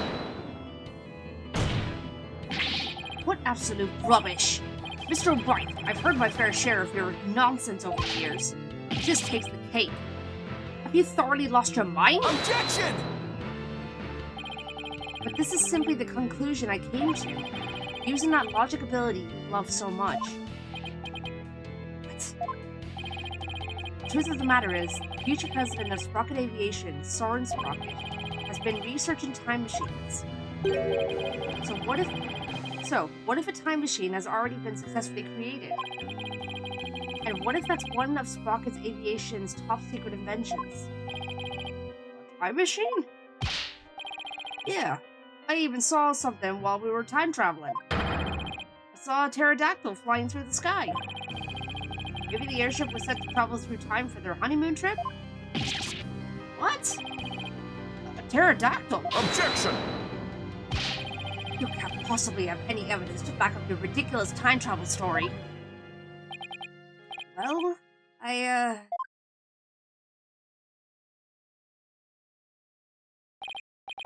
as I thought.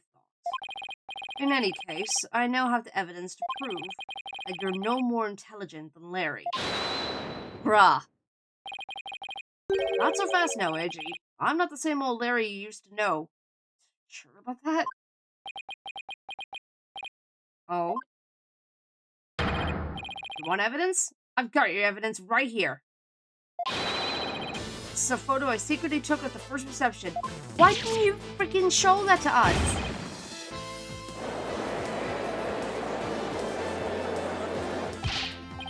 Larry, I can't believe you. Well, anyway, good job. If we compare the photos of the first and second receptions and find a difference, then we'll be able to prove that the reception was held twice. Oh my god. Alright, well the ads are playing. I'm gonna go refill a water bottle. I'll be right back.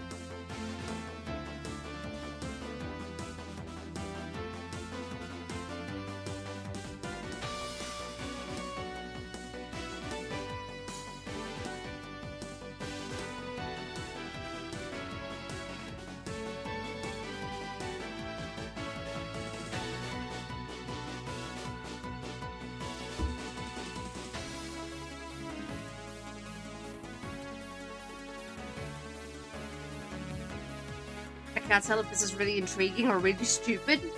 Yes, is your answer. While the ads are running, I'm gonna check something real quick.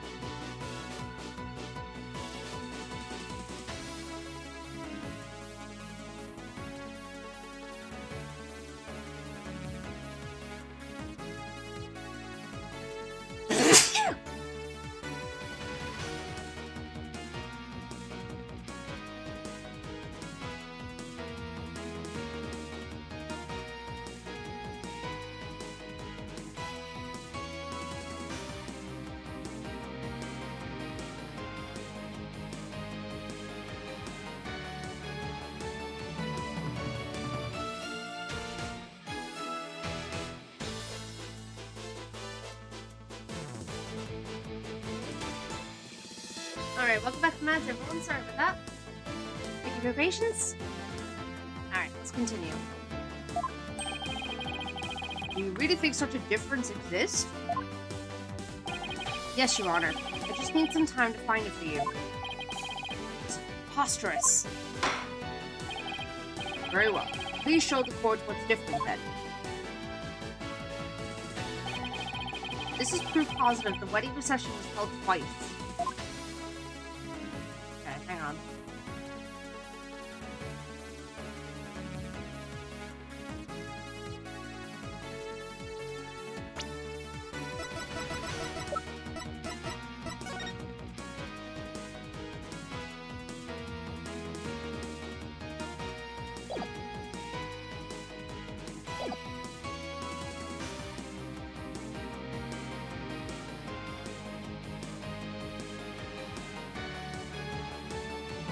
Oh,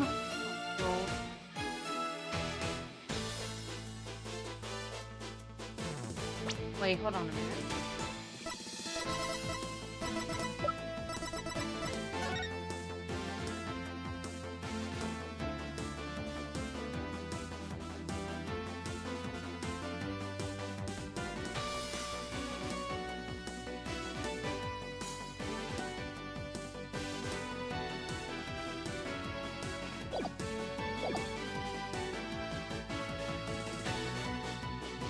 Hi, Zeke. Welcome on in. Oh, it's not a thing. Stop it.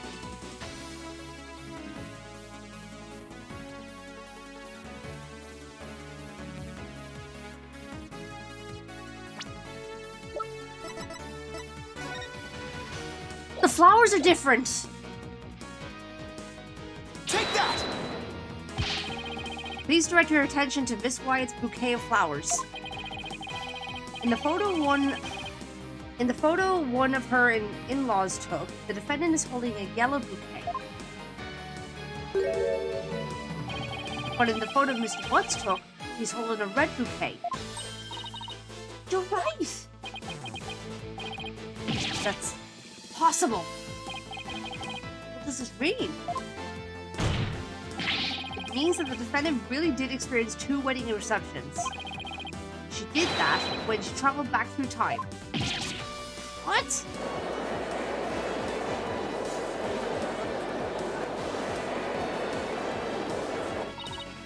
Man, you did it! You proved Ellen's time travel story to be true! I hardly believe it myself. Just as Ellen said, reception was held twice. This turns every assumption we base this trial on upside down. Objection! Oh no.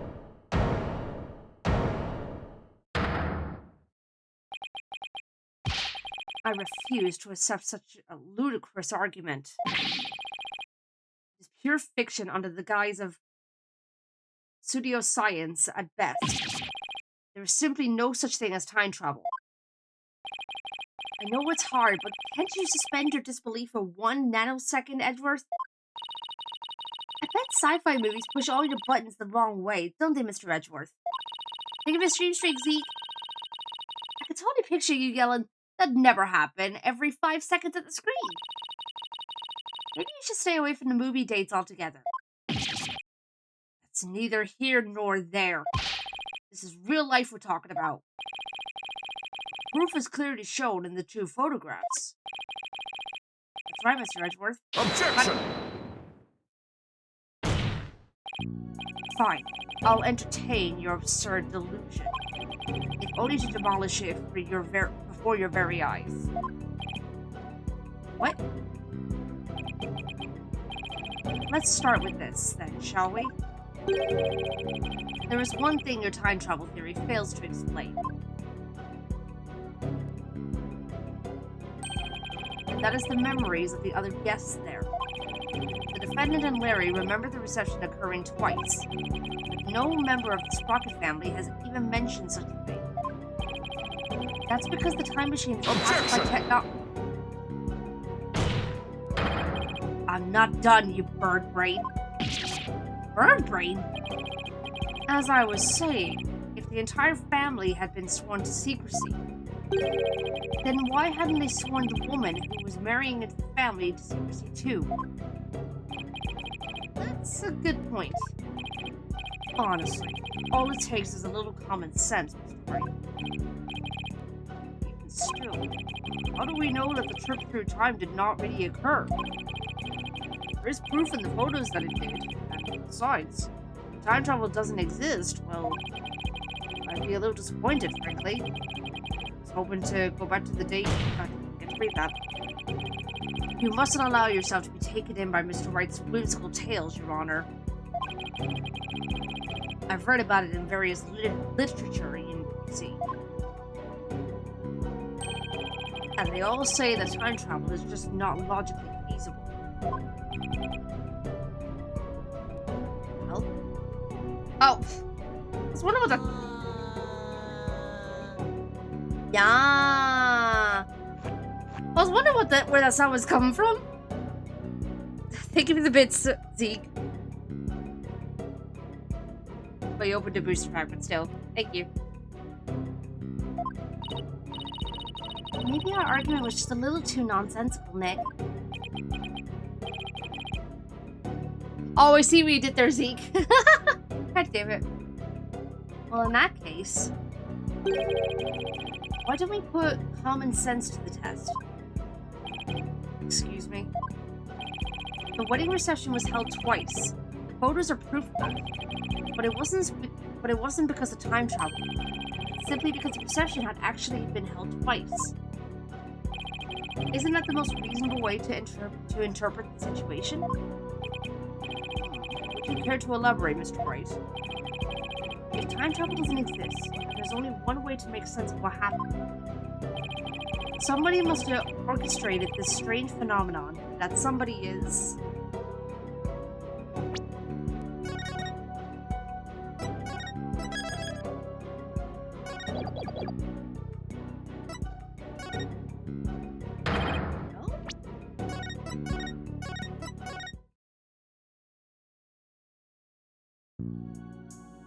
One at the reception? Yeah, that's the only one that makes sense otherwise. What if all the guests at the reception conspired together, hold the reception twice, and keep quiet about it? What? And for what purpose would they conspire to do such a thing? Well, a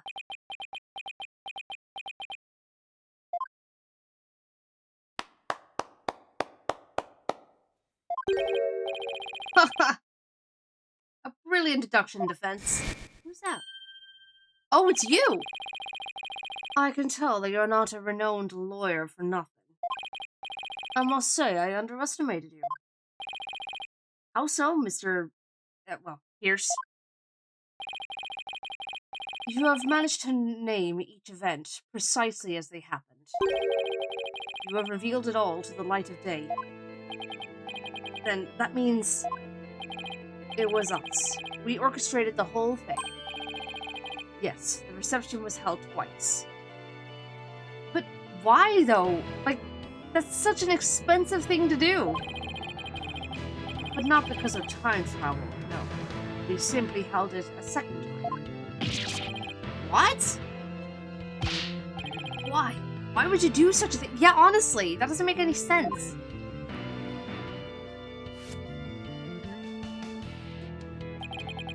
To make it as though the murder Miss Ellen committed never happened.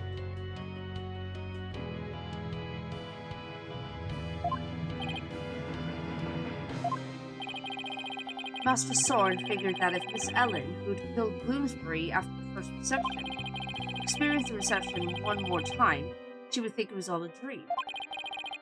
It was he who ordered us to make it happen. However, only a few, myself included, knew of Miss Ellen's crime.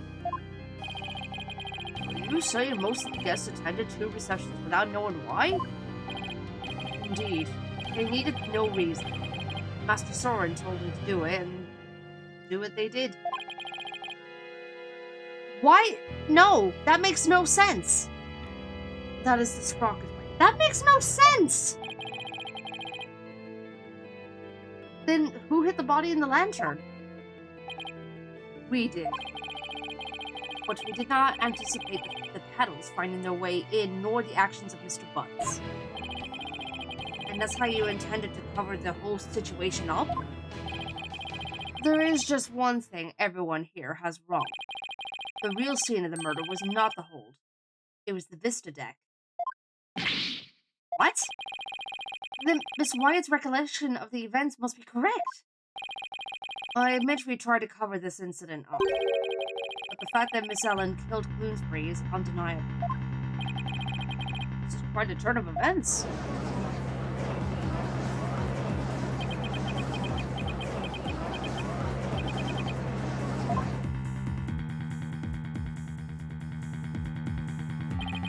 And so it appears we have arrived at the truth at last. Hi, Static. Welcome on in. Hope we're doing well. Now. Please do feel free to travel back in time, Mr. Wright, and attempt to do this trial over again. Go on. Let's not get hasty, Edgeworth. I bet you can't do it. I bet I can't either! Your Honor, we will have to hold a separate trial for the cover-up conspiracy later. But as far as this case goes, I believe you're ready for your ruling. Objection! Just before the defendant lost consciousness during her attack, she says she saw someone strike the victim. It's possible that this third party is the true culprit. Objection! You still want us to believe the defendant's words? Perhaps you've lost more than your touch during your time abroad. This third-person nonsense is nothing but rubbish, and you know it. Objection! But by the same token, how can we trust those who conspired and lied to this court of law? For all we know, they might still be hiding something. You never know when to quit, do you? Oh no, calm down, both of you. Yeah, they're bickering like a couple. In any case, there isn't enough trustworthy information yet for me to render a verdict. I suggest we continue the trial after both sides have investigated the matter further. Very well, Your Honor. Phew, that was close. Pierce, as for you and your cohort's attempt to cover up this crime, the case will be brought to a separate trial following the resolution of this current one. Understood, Your Honor. Well then, this concludes today's trial. Court is adjourned. To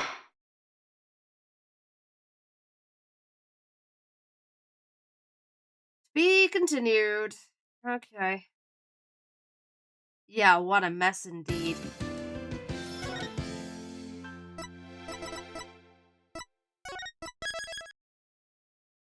Okay, well, it's too early to wrap up the game for today, so let's carry on.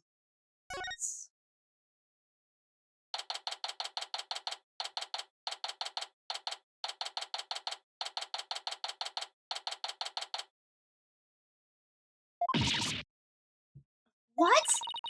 So the whole time traveling thing was just a ruse put on by the guests at the reception? Looks like it. I knew there had to be some kind of trick to it. Wow, 2 wedding receptions. Can you imagine? I wonder how much that must have cost. Yeah, for real. One wedding reception is expensive enough. How's that fork floating? Don't worry about it. I have no idea. But if you have to ask, you're not rich enough to want to know. Still, if you've got the money, it's a pretty good way to cover things up if you ask me. You got that right. I'm sure I would have been completely fooled. Hi, I'm back. Hey, Maya. Are you all set to go? Yep. Ready when you are. So, what should we start with? Let's start with reviewing what we learned at the trial. What Ellen thought was time travel was really just a performance put on by the Sprockets. But other than that, it seems that what Ellen told us was actually all true. So what really matters right now is the identity of the mystery person Ellen said she saw while she was being attacked. So who is this mystery person? That's the million-dollar question, I'm afraid. But if we want to clear Ellen of any suspicion, then figuring out who they are is key. I think I'll take toilets for $200 instead, Mr. Wright. Well, at least there are only so many people on that airship that night. We know who the mastermind of the whole cover-up plot was too, so that's good. You mean the groom Soren Sprocket, right? Exactly. He might know something that could help us out. Now the question is, can you get him to talk? So then what am I doing here? Oh, it's Larry. I'm a very busy man, you know. Well, all of the other people involved are Soren's family members. So I thought I'd better start by interviewing you. Even if I probably shouldn't trust a word out of your mouth. And I have a really tight schedule, but heck. What are friends for, right? Okay, pal. Go ahead and ask me anything. You remember it was you who came to me for help in the first place, right? I want to go over exactly what happened when before I step outside this office again. Since you were there, Larry, do you think you could help me get it all straight in my head? I gotta. Okay, So the first reception was held at 7 p.m. on the day of the incident. That's the one you tried to crash, right? Huh? Oh, yeah, that's right. And then they locked me up in a cabin. Awful, I tell you. Too bad we're not here to focus on you, Larry. And then the incident occurred after this first reception at around 10 p.m. Ellen was attacked in the reception hall by Bloomsbury. Forced her out onto the Vista deck and was just about to kill her. But Ellie fought back and ended up killing old Bloomsbury instead. To cover it up, the family quickly threw together a second reception. That's what Edgy is claiming anyway. But I know my Ellie didn't do it. The key point here is the mystery person Ellen said she saw strike Bloomsbury. Just before she passed out. Did you see anybody suspicious skulking around that day? Nope, not a soul. Because I was locked up in a cabin because I was locked up in a cabin at the time. You managed to escape and sneak back into the reception hall. That's when you switched the lantern in the event hall with the lantern in the hold, right? Did you see anybody then? Nope, the place was completely deserted. I guess because that Pierce Butler guy had everybody gathered together somewhere. That makes sense. He must have been going over the cover-up plan with them. So clearly the murder had already happened by the time Larry got out. They must have gotten everything ready fast and had the second reception soon after that. And after that second reception, Ellie went to clean up the reception hall. And as luck would have it, that's when she found the body in the lantern I brought up. I tried to do something nice for Ellie out of the goodness of my heart, and this happened. We still don't know exactly what happened during the actual murder itself. We just have to look into it, along with the identity of that mystery person.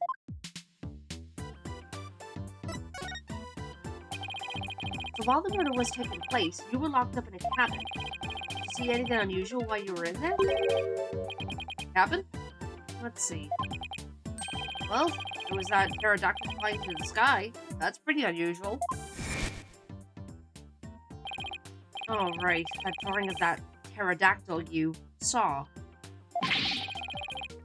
Put all the air quotes. I really did see it, I swear.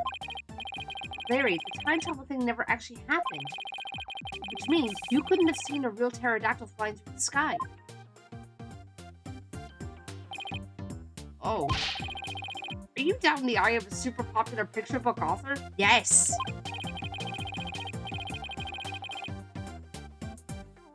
No, I'm just sure you saw something else and mistook that for a flying reptile. Hey, you're making me doubt my own eyes. Now I'm not even sure what I saw.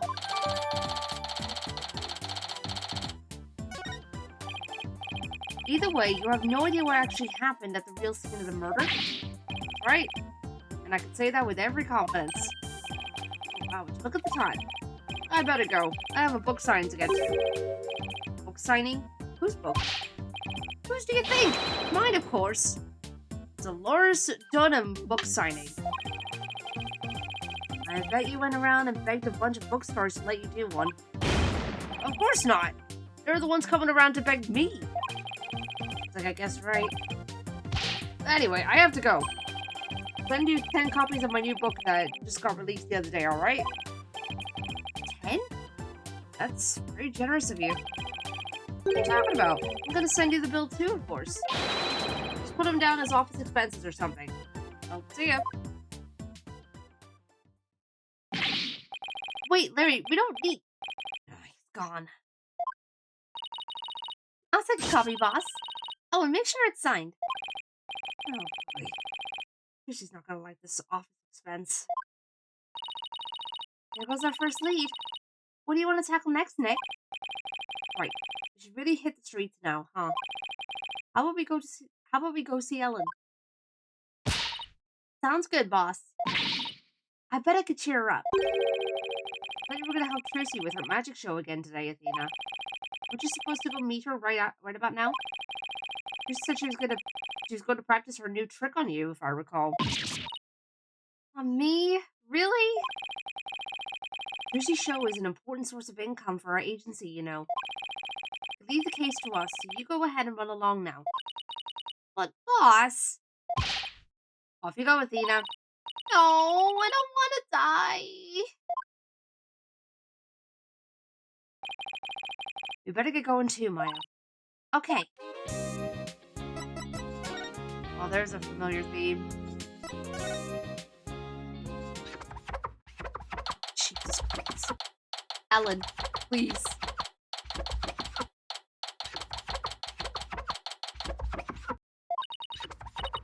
Oh, my poor sweet Soren. I wonder how he's getting along without me. Hello, Ellen. Mr. Wright, what's going to happen with the trial? What's going to happen with the trial, do you think? Well, first and foremost, we have to hurry up and find this mystery person you saw just before you passed out.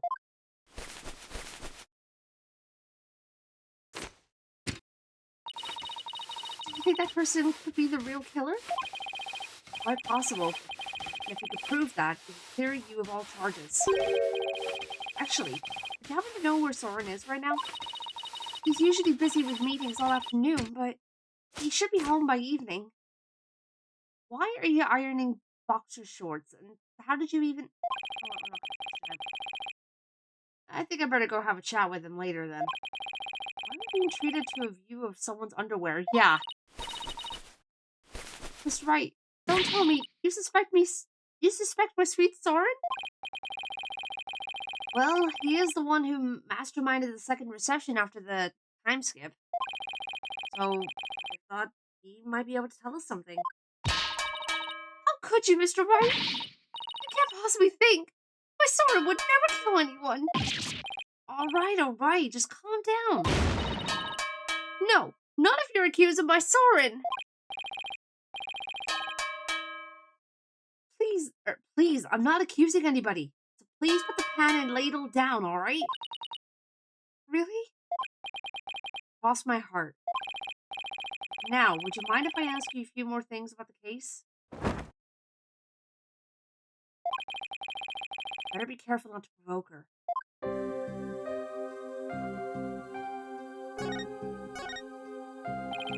Could you tell me about Soren? There's nothing to tell. He's squeaky clean. Alright, okay. I should avoid the topic of Soren right now.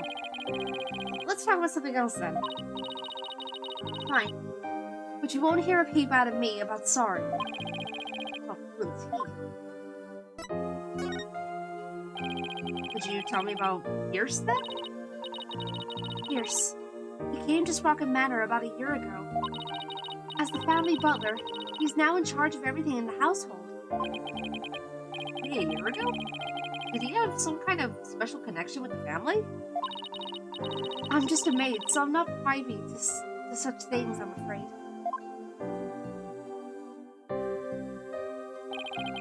It might have been Soren's order, but Pierce is the one who coordinated the whole thing. He's the one who really orchestrated the grand time travel farce. He must have quite a bit of authority in that family. No matter how good he is at his job, how could anybody gain that much influence in a single year? I really don't know. I mean, he is an excellent butler. Wouldn't that explain it? Is it really as simple as that?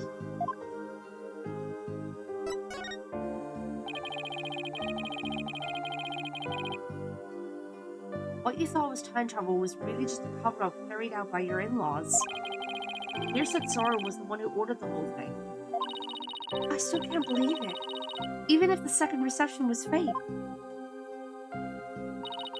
Soren would never use time travel for something like that. He's very serious about his time machine research, you know. I heard there's a reason he's researching time machines, actually. Something about something he wishes he could change. Isn't the whole idea of traveling back in time itself isn't the whole idea of traveling back in time itself a little fantastic? I don't think so. After all, Soren said real-time travelers do exist. Really now? You think he knows someone who actually traveled through time? That's right. I haven't seen it personally, but Soren said as much. So I believe it. Somebody who actually traveled through time, huh? Pretty hard to believe. Thank you, Ellen. You're going out to do your investigation now, aren't you? Yes, that's right. Please make sure you don't cause Soren any trouble, okay? I'm afraid I can't promise you that. What?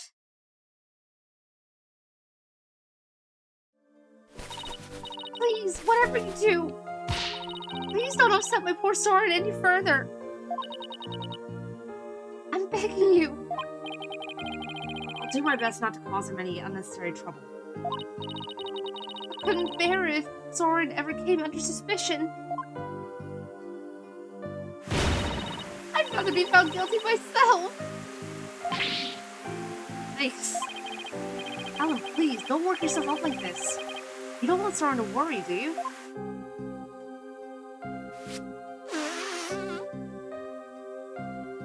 Honestly, if she keeps acting like this, she's gonna run out of those napkins in her headpiece. No, you're right. Floodwaters recede once more. So what do we do now, Nick?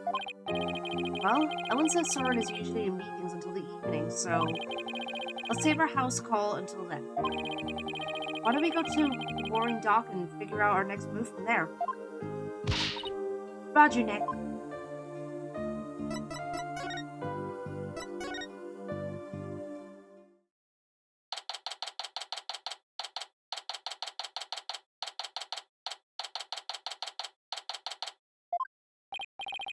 So, where should we start? Let's see. Are there any places we haven't examined yet? We already investigated the reception hall and Sprocket Manor. I know. We haven't looked at the Vista deck or the hold yet. Hey, you're right! We've still got some pretty important places left to examine, don't we? The Vista deck is the actual scene of the murder, right? And the lantern with the body in it was stored in the hold. I think there's a good chance we'll find some important clues in those locations. Do we know how to get to the hold? Good question. I think it was labeled in that diagram of the airship in this pamphlet. There it is!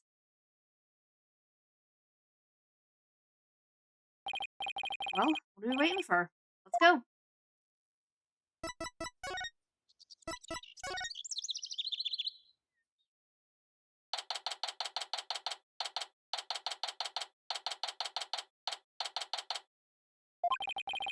So this is the hold. This is where Pierce orchestrated the whole cover-up operation. We better go over this place with a fine-tooth comb. Hey, Nick? Weren't we supposed to need a key card to get in here? Huh, you're right. I wonder why it was unlocked. How's it going, Mr. Wright? Oh, it's Emma. Of course it is. Hello, what are you doing here? Just a little independent investigating for my own sake. Gotta keep the mind sharp. Ah, the door's security system was turned off for the police investigation. We'd like to investigate the hold ourselves. Would that be alright? Yeah, sure. The police just finished their examination anyway. Thanks. We'll just take a quick look around then. Oh, right! You should know that the floor doubles as a huge lift. You could use that lever way back there to raise it up to the Vista deck. The police inspected it already, but didn't find anything of particular interest, it seems. If you did go up to the Vista deck with the lift, be careful not to fall off. Got it. Thanks. That goes double for you, Maya. Yes, ma'am. Well, let's get the show on the road. Alright. Any progress with your investigation? Nothing conclusive yet, I'm afraid. Almost everybody was involved with the cover-up, so it's hard to know who or what to believe. I know what you you mean.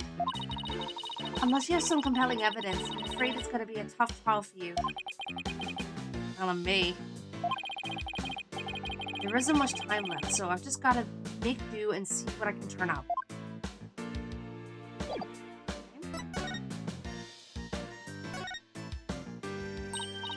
It's a cake, Nick! A cake! It's so big, that wouldn't miss... It wouldn't miss one little piece, would they? You're that in the mood for a mouthful of styrofoam, sure, knock yourself out. You mean it's not real? Well, it sure fooled me. Yeah, usually, when you're at a wedding, they usually have, a cake that's, like, fake. It'll be, like, a lot of styrofoam or something. But they'll have, like, one part of the cake that's actually legit. That's usually how it is, anyway. I'm so ready to have some of that. I'm really craving cake now. Come on, Nick. Let's go get some. Maybe after the trial's over. Huh? Looks like there's some fingerprints on this candelabra? Candelabra. Yeah, I just got done dusting that. I was able to pull a set of left-hand prints. Do you know whose prints they are? Yes. The prints belong to the victim. Thomas Bloomsbury. Nick! I just figured out something amazing. You did? Get this. If the fingerprints on the candelabra were from his left hand, then Mr. Doomgloom must have been left-handed. What do you think of that? Do I have the makings of a great detective or what? Real silly Sally if you thought that deduction was in any way encyclopedic. Hey, you're pretty good, Maya. I looked into it myself, and sure enough, the victim really was left-handed. Really? I got it right? Awesome! Good for you, Maya. Good for you? That's all you gotta say? You did a real great job, Maya. Way to go! Guess one can never have too much info. Now you're talking. Well, come to think of it, this candelabra isn't in the photo Larry took at the fold, is it? That picture was taken when they were getting ready for the first reception, right? The candelabra must have been brought in here sometime after that, then. It's still possible it has something to do with the incident, though. I better add it to the evidence file, just in case.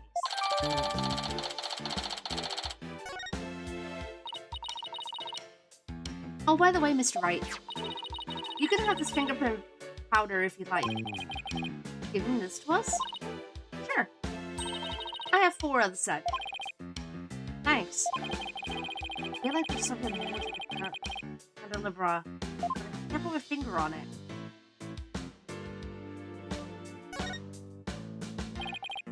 What's that? Wedding bell?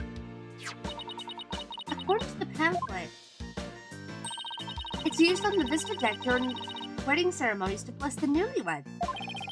I guess they assemble and store it away here in the hold when it's not being used.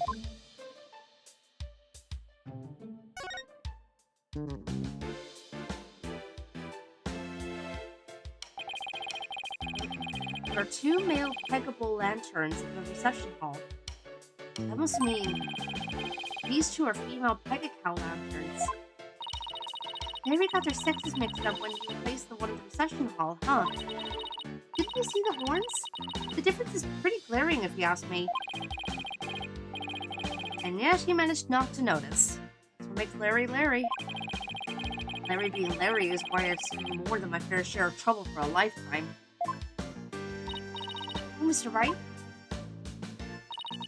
You know that lantern the victim was found inside of in the reception hall? I'm just about to go piece it back together so the police could examine it. Oh? Okay. We'll stop by for a look. We'll stop by for a look too once you're done fixing it.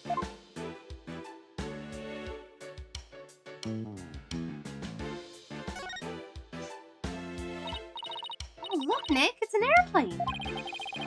I saw him build that one too. Hey, why don't we take it for a spin? Just a quick tour around the neighborhood. And who do you propose is going to pilot that wooden death trap? Me, of course. Who else? Don't worry. I've seen people fly airplanes on TV plenty of times. I think I'll pass. I've still got my whole life ahead of me.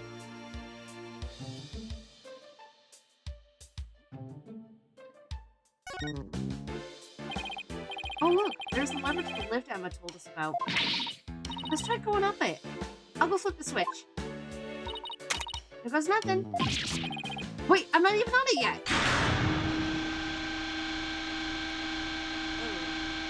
Oh! Hey, Maya, stop the lift. Hey, Kyle, welcome on in. Hope we're doing well. Whoops, sorry, I got a little carried away. Never mind that. Move over a little. Okay. Blood? Blood? Let me see. Could it be Mr. Bloomsbury's blood? Well, this lift goes up to the Vista deck where the murder took place, so I think that's the most logical conclusion. But I thought the victim was above the deck and that there wasn't much blood. Something tells me I better take a picture of this.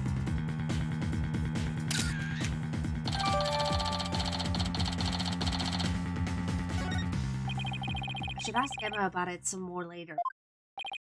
Maya, can you bring the lift back down now? You got it. I'll go flip the switch again. There.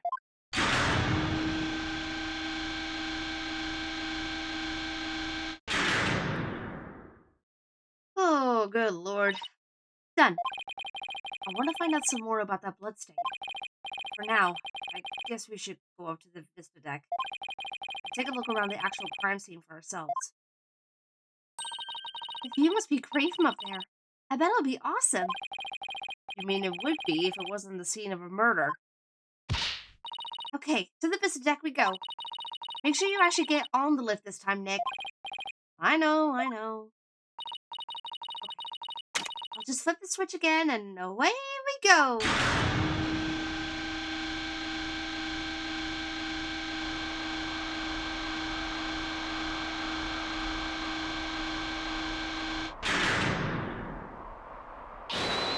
Wow, look at the gorgeous view! This is where Ellen was attacked when Mr. Bloomsbury was killed.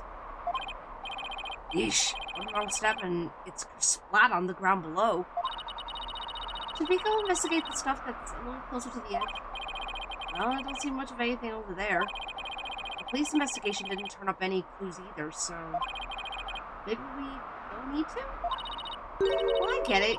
You're scared, aren't you, Nick? Of course not. Come on, let's go back down and finish checking out the hold. Really?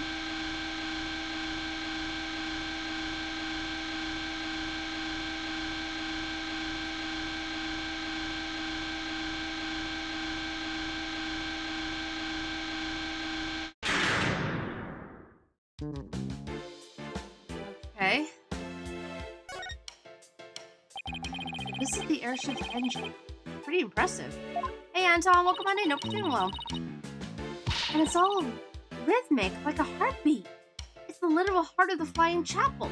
Look at all those huge gears spinning around and around and around and around. And... Ugh, I think I'm starting to get dizzy. Yeah, ugh, me too.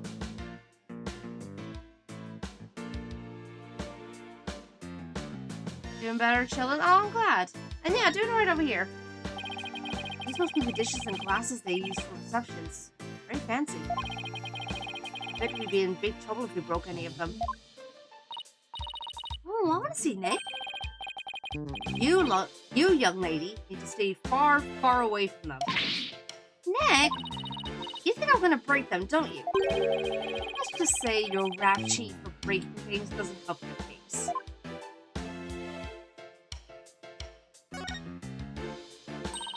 These are the flowers we saw in Larry's photo. Those make them look like little gears. Perfect flower from the Sprocket family, huh? Maybe they were going to shower the couple with kettles? You mean kind of like how people throw rice or confetti? Yeah, like that. Only these were found at the scene of the murder instead.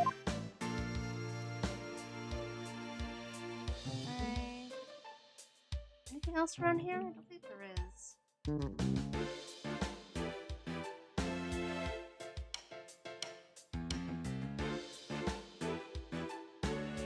Yeah, I think I looked at everything here.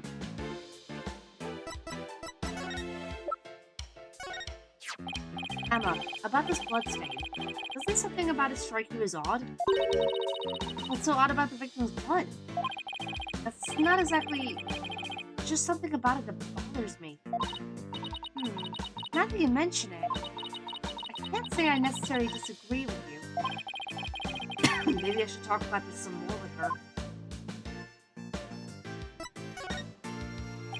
Emma, can we check out this candelabra a little more?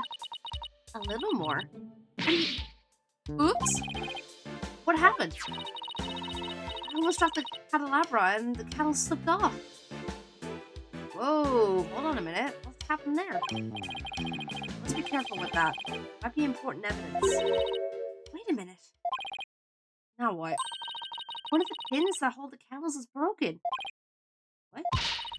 There's definitely something fishy about this candelabra. There is? What makes you say that? Call a forensic investigator's intuition. We already dusted this for prints earlier. So let's test it with luminol this time. No one, Emma, she used every test she has at the same time if she could. Just hang on. This will only take a second. Turns up a new lead somehow. Well, Emma, try anything? Take a look at this, Mr. Wright. Oh my god. What is all that blood doing on there?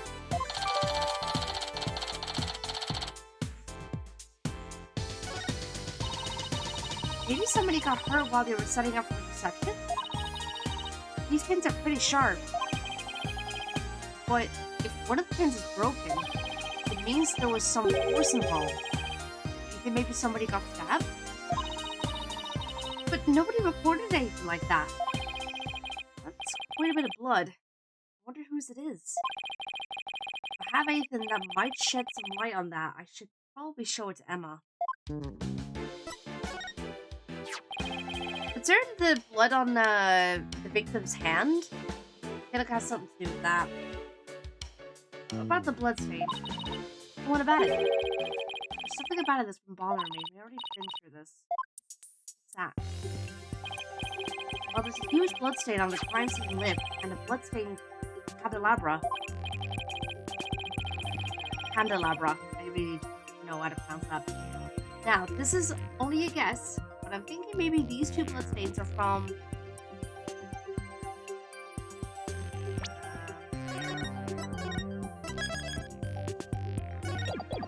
same source.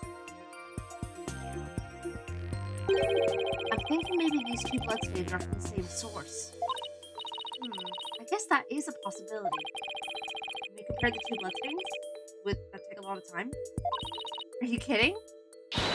Don't underestimate the power of science. It'll be done in a jiffy.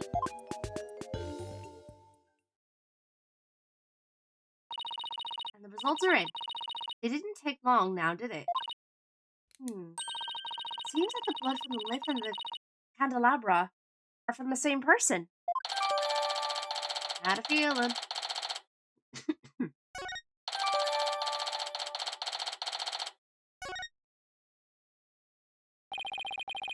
Well, the victim was clubbed to death and there wasn't all that much blood. But if this isn't Mr. Gloomsbury's blood... Well, this is just a guess, but what if Mr. Gloomsbury stabbed somebody with the candelabra pin? That would explain both the huge blood stain on the lift and the blood on the candelabra. Oh my goodness, if that's true, then that means there was somebody else present on the scene of the murder. It does, doesn't it? It just might substantiate Ellen's statement about a third person. Emma, would you have this blood analyzed? Sure thing. Mysterious blood stain on a candelabra with the victim's prints on it. This just might be the thing to back up Ellen's memory of seeing a third person. Next up, reception hall. It might be worth taking another look around. Reception hall? The forensics team is in there investigating right now. Oh, they are? Well, we don't have time to just sit around, so let's go check out something else. Good idea. We can go question some people. Especially Soren. I have quite a few questions for that guy. Sounds good, Nick. Off to do some legwork then? Yep. I thought we'd head to Soren's house for starters. He was accompanying the police on their investigation here earlier, but... Alright, not being static. Stop it. He's probably home by now. Great, thanks. Later, Emma.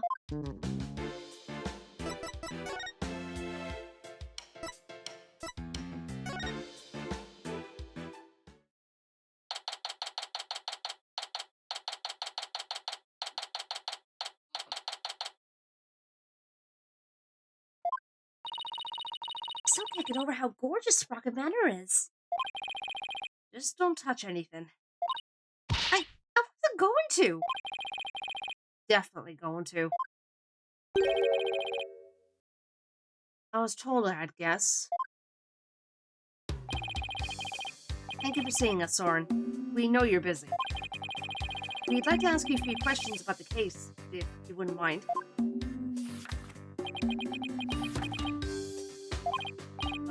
Sorry? You're Ellen's lawyer, right? Huh? Yeah, that's right. Tell me he doesn't remember me. Will Ellen be found guilty? We're doing everything we can to prevent that. That's why we're here investigating. Would you please tell us what you know? Soren? Alright, fine. What was that pause all about? Phoenix, I think you're better off not asking. It was you who gave the order to that large-scale cover-up plan, isn't that right? What large-scale cover-up? Don't play dumb with us. You held 2 wedding receptions in order to try and cover up Mr. Gloomsbury's murder. Ellen thought that through the power of the timekeeper you built, you traveled back in time. Hi, Savage. Welcome on in. Hope you're doing well. Ah, so that's why there were 2 receptions. I had a feeling he didn't know about it. Wait, does he seriously not know why the reception was held twice? It's like I'll have to delve here.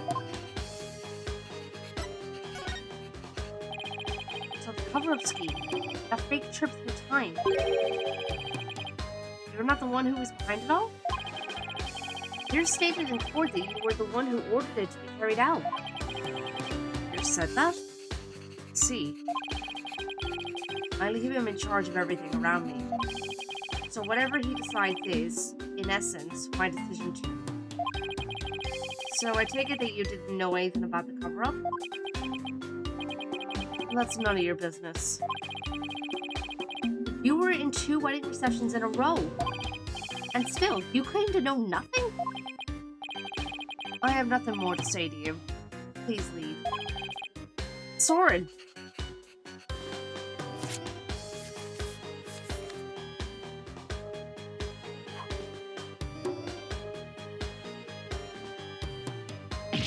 Ow! Oh, there's something written on this paper airplane. Let's see. Go away. Isn't it clearer than that, huh? Something especially uncooperative, but maybe I can grab his attention somehow. There's still that one piece of evidence I don't know much about. Worth a try.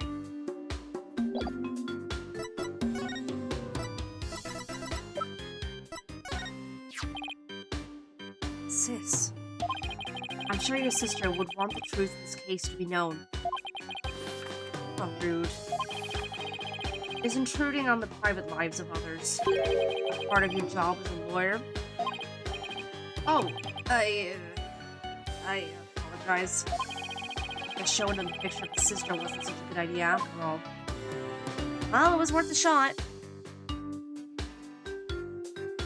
Thank you for the stream streak, Savage. Appreciate it.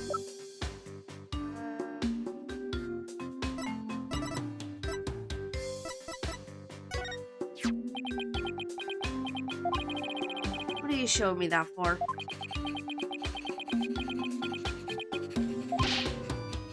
Sprocket. I don't need him at all. Not even with an item as loaded with sentiments as this.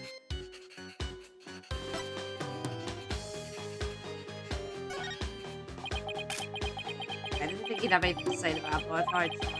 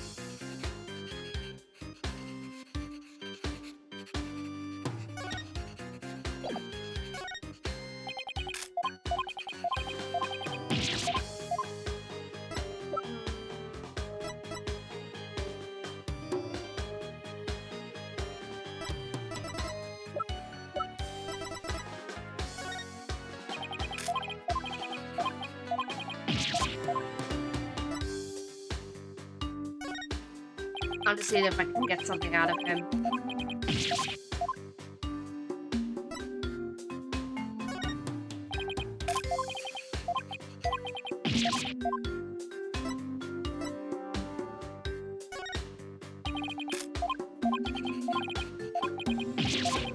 Hi, Hoshi. Welcome to Nope Doing Well. Alright, we go. Soren, have you ever seen this before? That's... Soren, what is it? Nothing. Why does his whole demeanor change all of a sudden? It's gone pale as a ghost, too. Soren! Nick, look at his stomach! He's bleeding! Somebody help! Soren's collapsed! Wait, his stomach was bleeding? Master Soren! Get him to the hospital, quickly, now!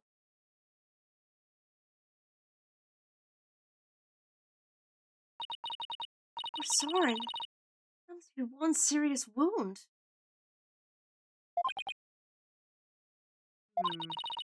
What is it, Nick? Well, when I showed him the candelabra, his whole demeanor changed. So, I was just thinking that maybe his injury is... Huh? What's this? Soren's notebook. He must have dropped it in the rush to get him to the hospital. Oh, his notebook, huh? I wonder what's written in it. Don't you? Come on, you know you want to take a peek. Soren's notebook. What to do? What to do?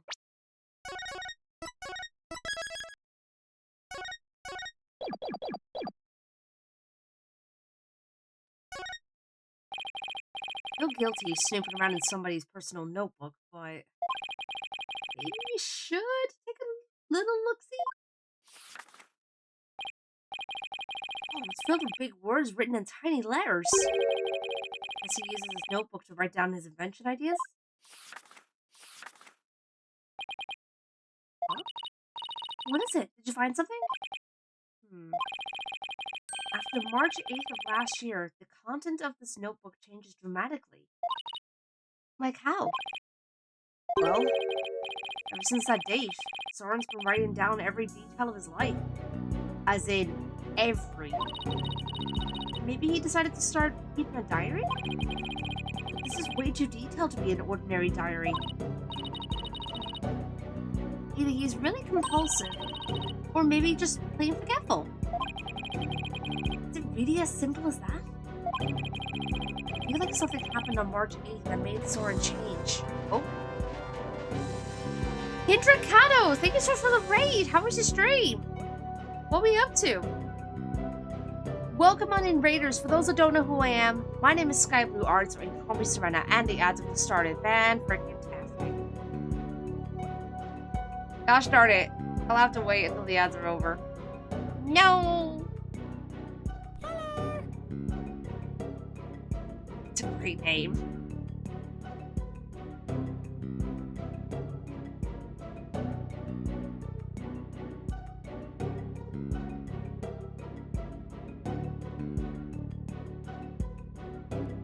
It was good. Played some Delta Raid and finished with some Jackbox. Nice.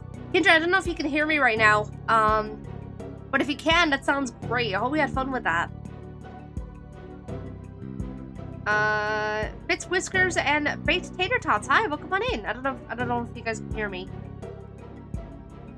I hate been 3 minutes. Oh no!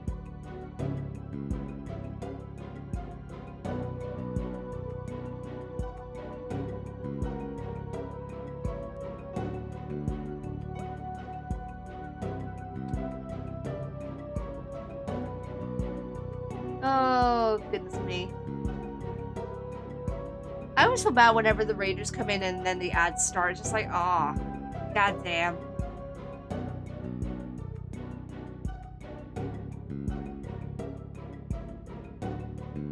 Oh. Sorry.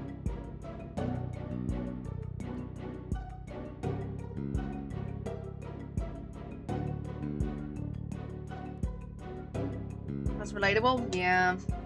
It's always annoying. But, what can you do?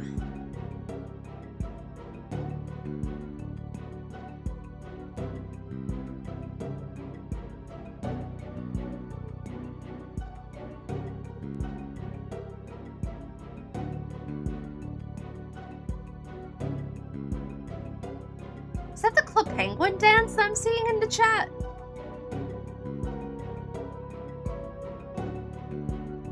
That is totally the Club Penguin dance. Oh my god. That's a freaking throwback.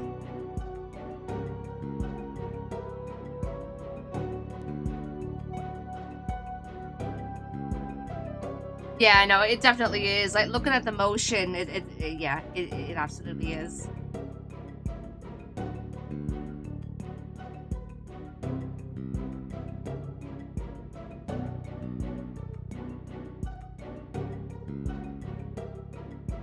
Alright, ads are almost over.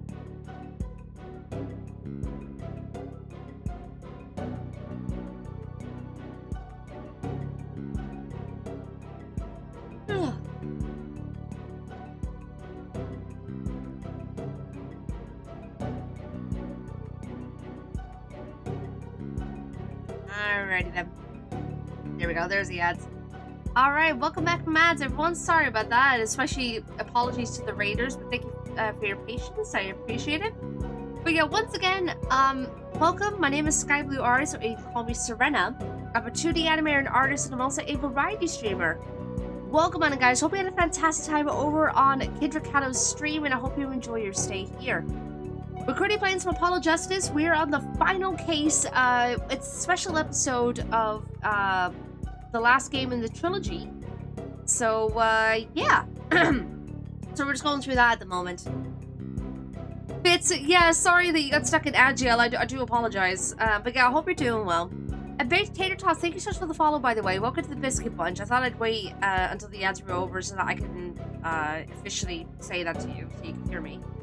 But yeah. So yeah, if you are planning on playing this game, I totally understand if you need to step away to avoid spoilers, but of course it's up to you. And also, if you need to, make sure you do some post-stream self-care if you need to. Make sure you look after yourself. Get something to eat, drink, stretch, or get some sleep. Whatever you need to do, just make sure you look after yourself. But of course, if you want to stick around in the meantime, you are more than welcome to. But boy howdy, I know how it is after a stream. It can be very tiring. So yeah. But yeah, the fact that you're playing Deltarune and some Jackbox, I hope you have fun with that. Are you, have you finished all the chapters that are out so far then, Kindred?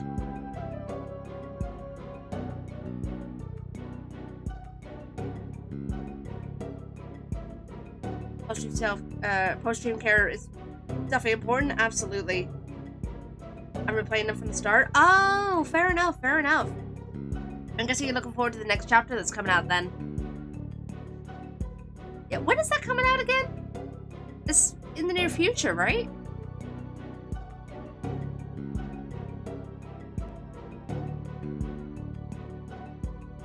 '24th of June? So very soon then, wow.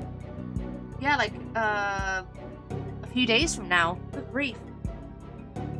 Remind me, is chapter 5 the last chapter, or is there more chapters to come? I can't remember. I feel like there was more, but I might be wrong. At least 7 chapters. Yeah, I thought so. Maybe more? Okay, yeah, I thought I recalled hearing 7 to 8 chapters. Gotcha, gotcha. Yeah, I'm kind of waiting to play Deltarune when all the chapters are out, because I don't want to end up playing it and then having a long wait for the next chapter. So I'm just gonna wait until it's fully, you know, out before I play it. I have a great appreciation for Maya's asymmetrical prayer hands. Oh my god. Yeah. So I haven't exactly seen much playthrough in terms of Deltarune. The other thing I'm a little bit worried about is that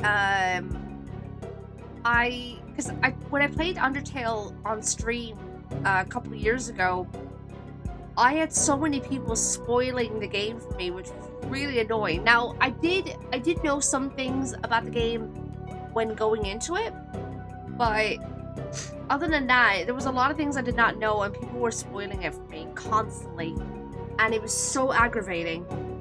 So I don't know whether to avoid playing Deltarune on stream entirely, or whether to do what Merle did when he played Undertale and not have a category whatsoever so that people don't find it. I might end up doing that if I do stream it.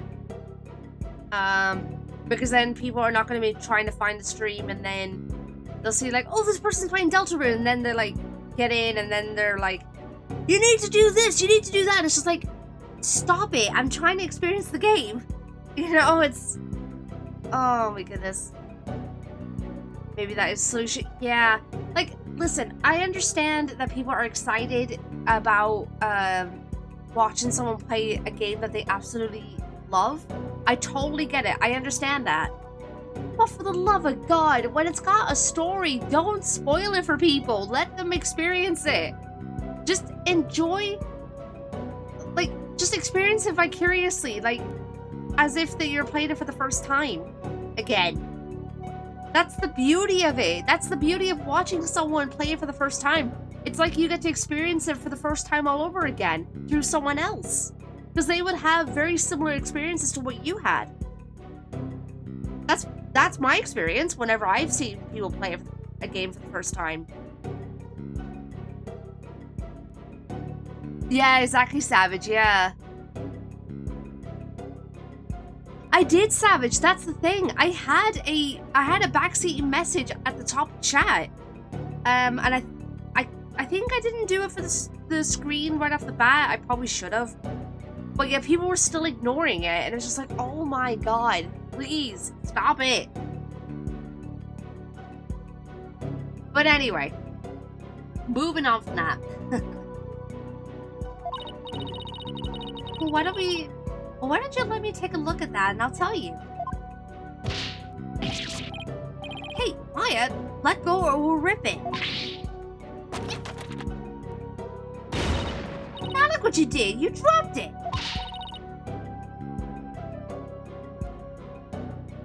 Also said that Arthur meme. That sign can't stop me because I can't read. God. That's literally a lot of people that don't read titles or descriptions or anything like that. I've had that even when I was uploading on YouTube years ago, like when I did speed paints or anything like that, um, people would not read the description. And I'm just like, dude, like for example, I would have in the description what program I was working on or whatever, and people would still say, what did you use to draw or edit or whatever? And I'm just like, in the freaking description. If you would take a few seconds just to read it for yourself, you would have seen the answer. So that's when I learned very early on, people don't bother to read. So, yeah. And it's very aggravating sometimes. People don't read the emails, it's annoying. Oh, God.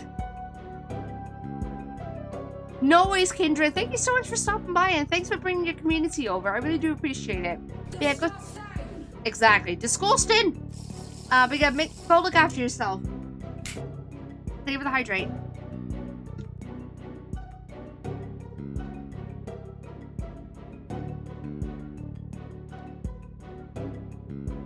You should have just let me take a look. How is this my fault? Oh, no. Nick? Oh, Jesus! Oh, it fell into that pool of Soren's blood. Can't read a thing on these 2 pages now. Oh, I thought it was in the book already. Uh-oh. You're gonna get it now. I guess it really is my fault after all. Let's just put it away carefully for now. Can't let anything else happen to it. Here.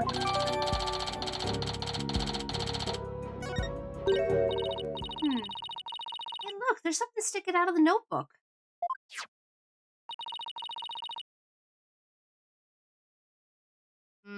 Yeah, I had a feeling. It looks like a newspaper article. I used to work at a stationery store, but I didn't feel like I was going anywhere. So I got a job at a travel agency. Now I know I'll be going places. Let's see. It's about the car accident Soren's sister died in. It happened on March 8th. Yep, had a feeling. The day Soren's notebook completely changed. Oh, wow. What else does it say? It says the driver at the time of the accident was Dumas Bloomsbury. It says Soren was in the car too and that he had sustained severe injuries. Just like Pierce said. Soren completely changed after the accident. I mean, I don't blame him, honestly. I think anyone would. I went to a bookstore and asked the saleswoman where the self-help section was. She said if she told me, it would defeat the purpose. Okay, then.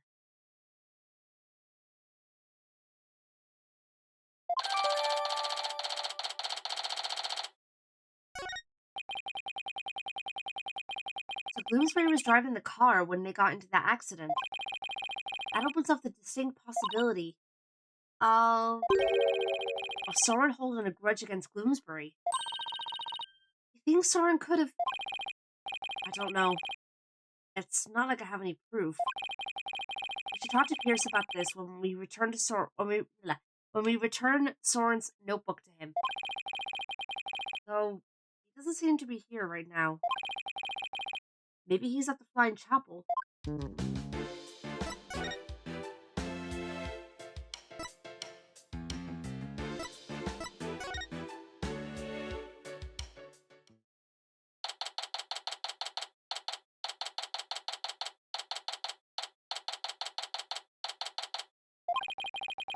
Sure hope Pierce is around here somewhere.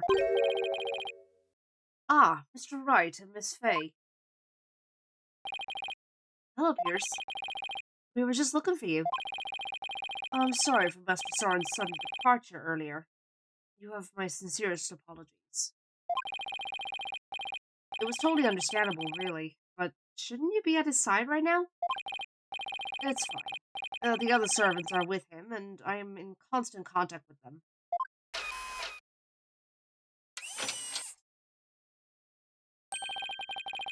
Do not forget to give him his pain medication and be sure to keep him hydrated. Also, see to it that he is not up and about. He needs complete bed rest. This is what happens when you're too rich for normal peasant bones. I must return to Master Soren now, but... Did you want something of me? Actually, here's Soren's notebook. We dropped it when he collapsed. Hope Pierce doesn't notice the bloodstain. Oh, thank you very much for this. I will see to it personally that Master Soren gets it back. Thank you. I trust you did not look inside? Oh. Oh, of course not. Because it is filled with numerous patent-worthy ideas, you see.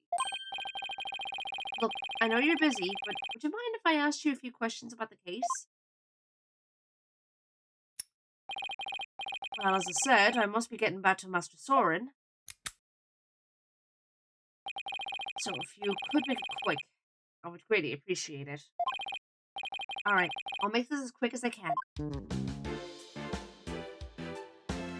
What is it, Slushy? Yeah, I'm gonna clear my nose real quick. 1 second.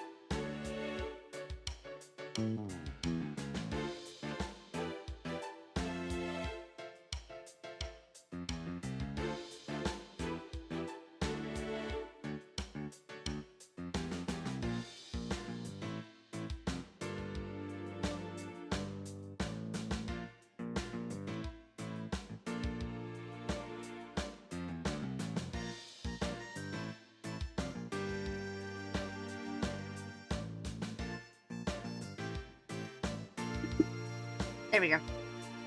It's not perfect, but it's better. Like, oh, lovely, Slushy. I'd like to ask you about the cover-up you tried to pull off, if you don't mind. I told everything there is to tell in court already. Disposing of anything that may harm the Sprocket family's reputation is simply a part of my job. Sounds like a lovely job description. I have nothing more to say on the matter. I will say I do not think it's wise to spend time on topics that have already been discussed. Right.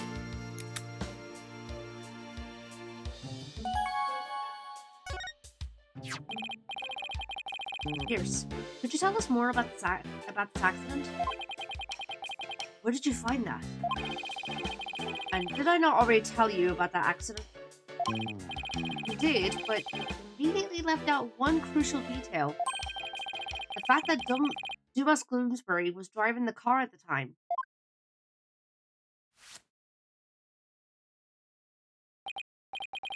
Oh, did I not mention that? I suppose it simply did not come up then. If Mr. Gloomsbury caused the accident, why didn't the Sprocket family fire him? Wouldn't that usually be the natural consequence of such a huge mistake? Please do not misunderstand. Bloomsbury stayed on with the family. On Master Soren's request. What? That is the type of person Master Soren is. Perhaps it was the influence of Miss Selena's kind nature. She was such a sweet person that even in her last moment she thought of Master Soren. Why did Soren not hold a grudge against Bloomsbury? He insisted on keeping him on. Now I really don't understand how that guy's mind works. So you were present for Selena Sprocket's last moments? Yes, in my professional capacity. The accident happened on the way to a certain party. And what kind of party was it? It was Miss Selena's engagement party. Oh. Bloomsbury's injuries were minor, but Miss Selena's and Master Soren's were critical. They were brought to the Sprocket family's regular hospital. such a terrible thing happen on what was to be a day of celebration. Thanks to the surgeon in charge, Master Soren pulled through. But Miss Selena, she...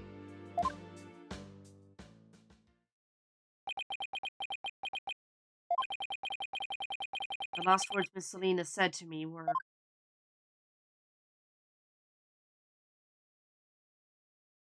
Please help Soren.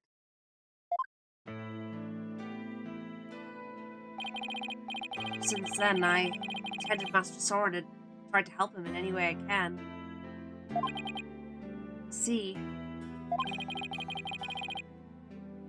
Selena's fiance must have been devastated. Indeed. The shock of losing Miss Selena was so great, he quit being a surgeon. He was a surgeon? Wait, so the surgeon who tried to save them both, was he? Yes. He was Miss Selena's fiance. Wow. What a terrible tragedy. Awful. So, where's her fiance now? Good question. I wonder that sometimes myself. Selena had a fiance. I need to find out more about him, but I doubt I'll find him anytime soon. My god, my nose. So, are we done here? I'm afraid I must be going. Would you please just tell me a little more about Soren? There was nothing more to tell. I didn't get any real answers out of him just by asking him questions. There is that piece of evidence I still don't know much about. Maybe he'll be able to tell me something about it. Okay?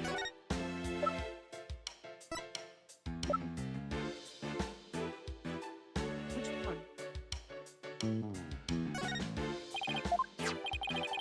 Pierce. Have you ever seen this candelabra before? No, I don't know anything about it. Uh-oh. I knew you were suspicious of something. And Nakatomi reacted. You're supposed to be trying to hide something from me. I have to break those cyclops and find out what.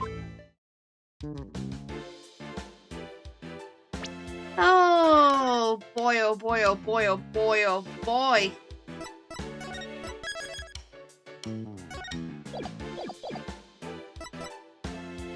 Do I have enough evidence for this? Take that! Guess we'll find out. Oh, sorry guys, my nose is like acting up.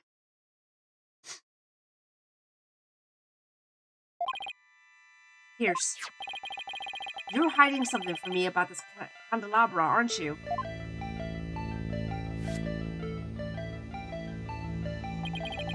It is one of the candelabras from the Flying Chapel, is it not? Is there something special about it? Actually, yes. There's some blood on it, you see. I think the blood might belong to this person. Take that! No? Not for sure.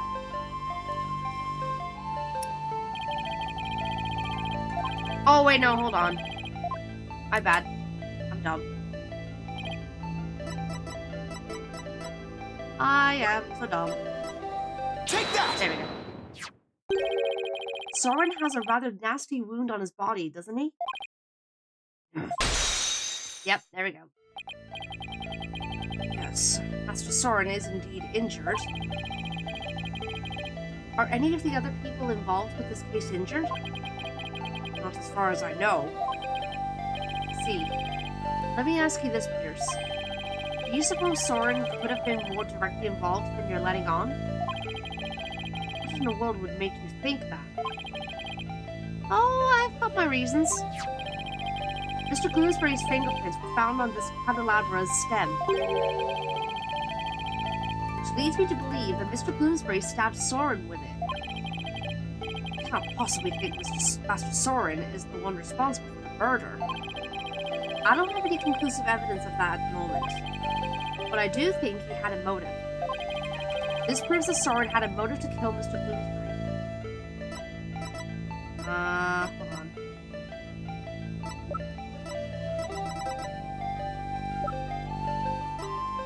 Ah, yeah. Take that!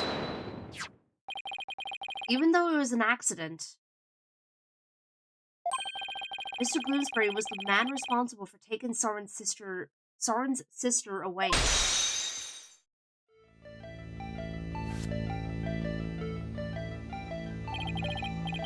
Let us suppose that Bloomsbury did stab Master Soren with the candelabra.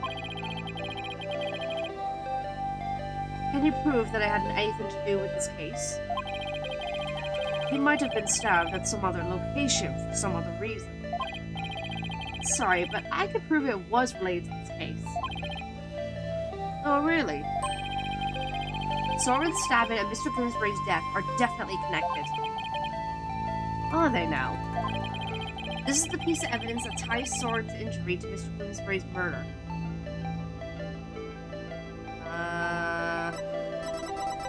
Hold up. This is the piece of evidence that ties Soren's injury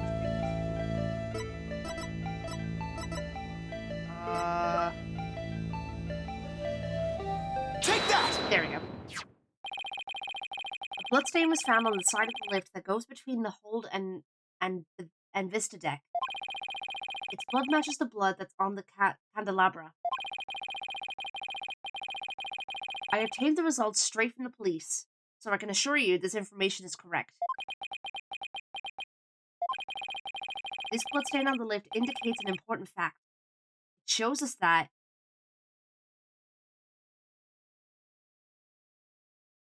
ooh. Hold on. I know I don't necessarily have to do that, but still. Bloodstain on the lift indicates an important fact.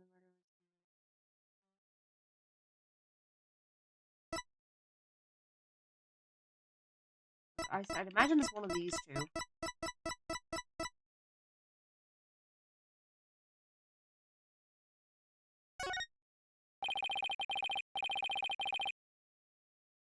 Soren's blood is on the lift, which could only mean one thing. He was there, wasn't he? Soren was at the scene of the crime. You are very astute, Mr. Wright. It appears I cannot hide this from you any longer. Very well. I will tell you everything. There we go.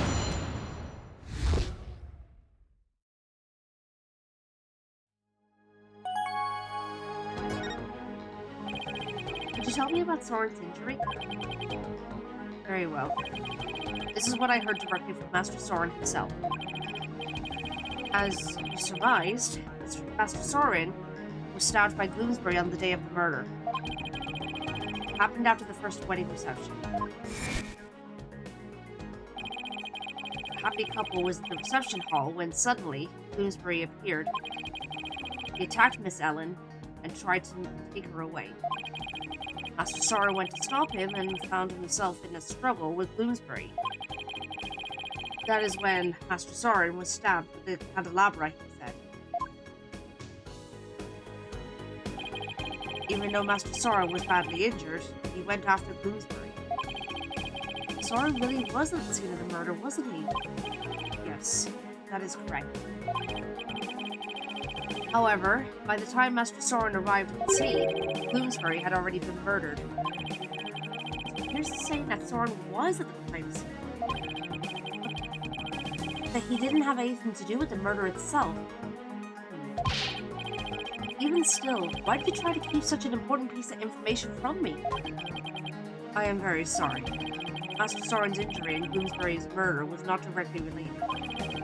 But I decided not to mention it, so as not to unnecessarily complicate the investigation. Now then, I am sorry, but I'm afraid I really must go now. Please excuse me. Thank you for your time. should have just told us everything in the first place and saved us all a lot of time. Yeah, but I guess it isn't that simple for him.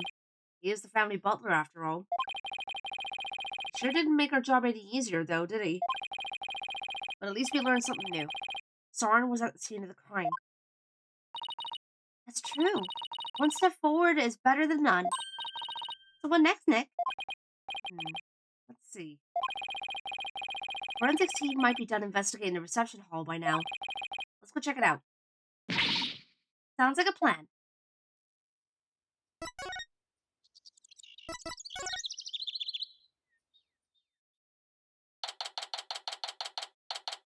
There was a decent bit static, although I'm not sure what, I can't remember when you came in and, what you've seen, so. Welcome back, Hoshi. It looks like the police are done with their investigation in here. I wonder if it's okay for us to take a look around now. Who's this? Is that Emma again? Hi, Mr. Wright. Yeah, it's Emma. Hi, Emma. Would it be alright if we investigated in this room now? Sure. The police are all done, so go for it. Oh, remember that broken lantern? I've restored it to perfection. I have to say, it's some of my best work. Sounds like the repair job was a resounding success. Thanks, Emma. We'll take a good look at it, too. Well, I have to be getting back to the station. Try not to mess up the crime scene if you can help it. We'll be careful. I'll be seeing you. Bye, Emma, and thank you! Well, should we get started?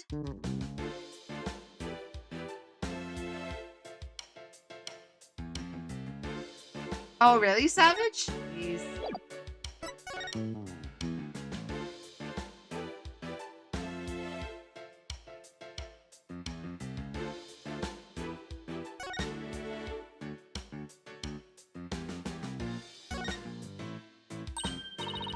Hey, I think that tablecloth is new. They must have changed it since yesterday. Huh? How can you tell? Because the food stains were there. The food stains that were there are now gone. I should have known it's because of food. It's food related. What's that over here?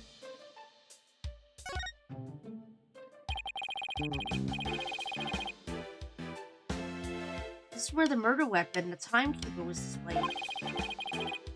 I guess it's in police custody now.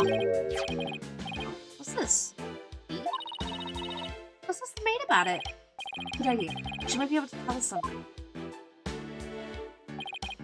Excuse me, can I ask you a question? Oh, of course. Oh, what would you like to know? Do you know anything about this key? It's the key that starts up the timekeeper. Startup? That's right. Oh, the first startup of love ceremony was so beautiful. The bride and groom each had a symbol of their love, and when they put them together, oh, how romantic it was. Okay. First startup of love ceremony? What exactly did that entail?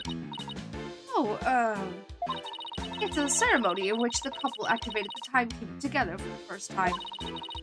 I suppose it was kind of like a cake-cutting ceremony. And what are these symbols of their love you mentioned? Well, that's kind of an industry secret, so I can't really say. I'm sorry, I'd better be getting back to my work. But there's an order from above not... Looks like there's an order from above not to talk about it.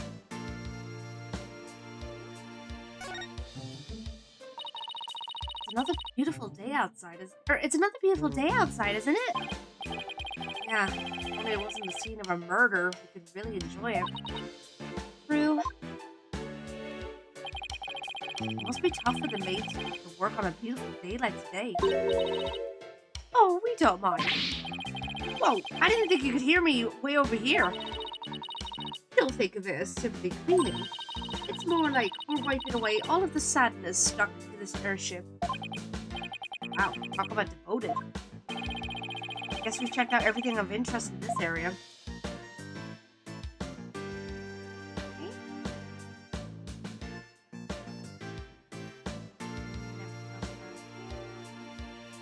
Oh, no, what's this? Yeah, okay. Nick! What's wrong, Maya? This hasn't moved an inch since the last time we looked at it. It would be pretty creepy if it had.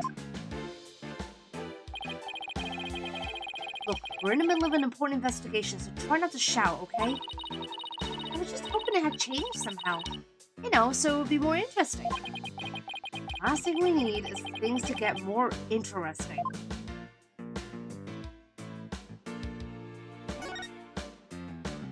Now? Hey, take a look at that door. Wonder where it goes. Shall we open it and see? Wait! Please don't open that! It's the emergency escape hatch! Hi, Bernie. Welcome on in. Hope you're doing well. It leads directly outside. You'll fall to your death. That was a close one, huh, Maya? I'll say.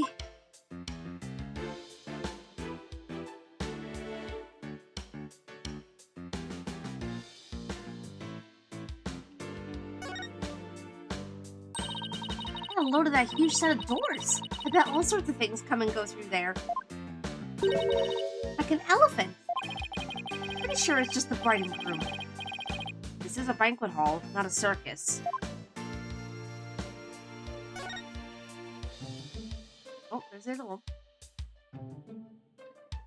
Sure.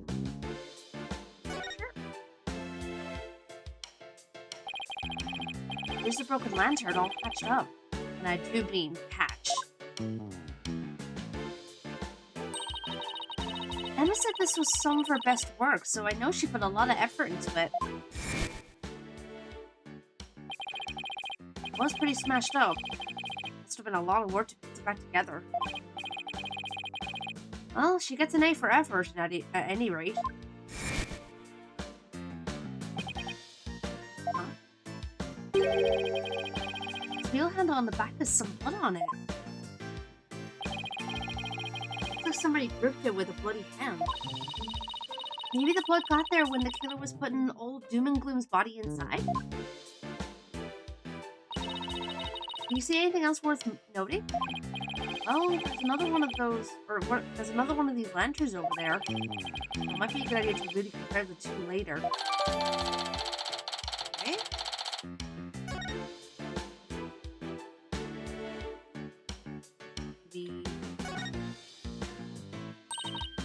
Excuse me, is the fog machine ready to use now?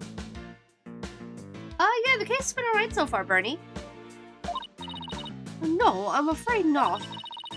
We only put dry ice in it when there's an actual reception. I see. That's too bad. Still wants to blast me with a cloud of smoke, doesn't she?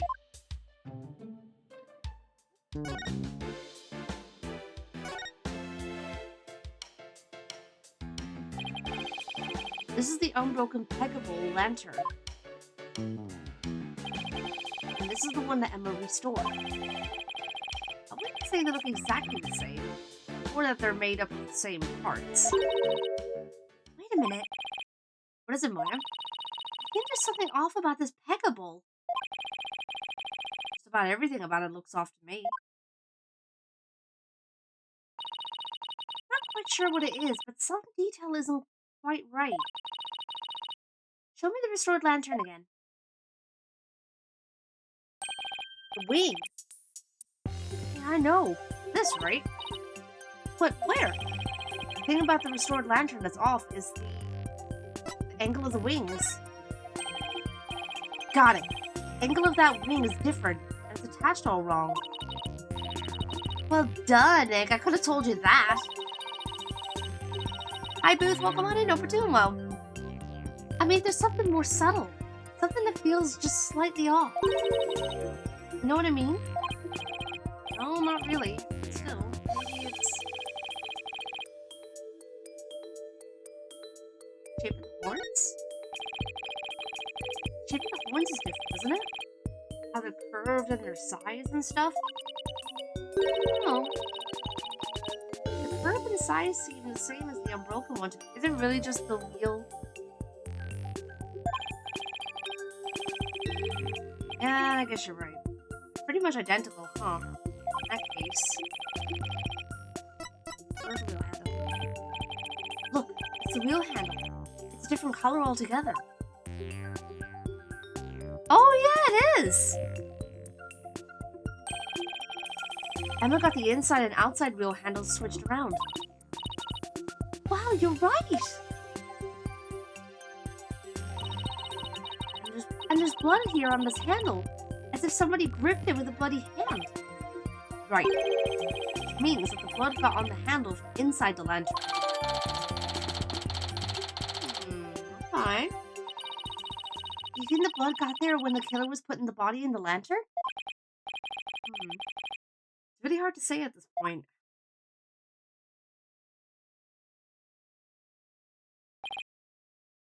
Whew. Well, I think we've checked out everything relevant to this case. Who's this? What are you two doing here? Is that Edgeworth? Wait, what are you doing here?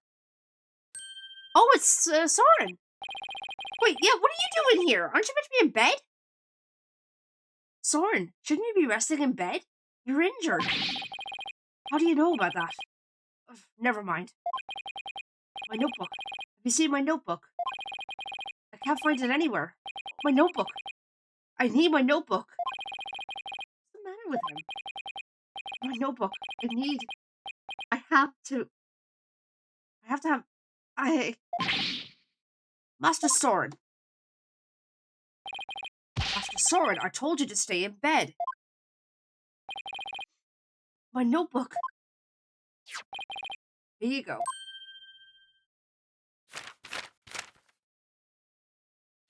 He really is on the spectrum. He really feels as if he's on the spectrum. Yes, this is it. Soren gets emotionally unstable without that notebook of his? Whew. Looks like he's calmed down now. Yeah, he's definitely on the spectrum. Soren, do you mind if I talk to you for a minute? I cannot allow you to do that. What if his wound were to open up again? He needs to rest. I guess you're right. Now, you'll excuse us. Master Soren, let us retire. Alright. There they go. This is right. I guess he really isn't in any condition to be questioned. Well, let's go back to the agency and sort through what we've learned.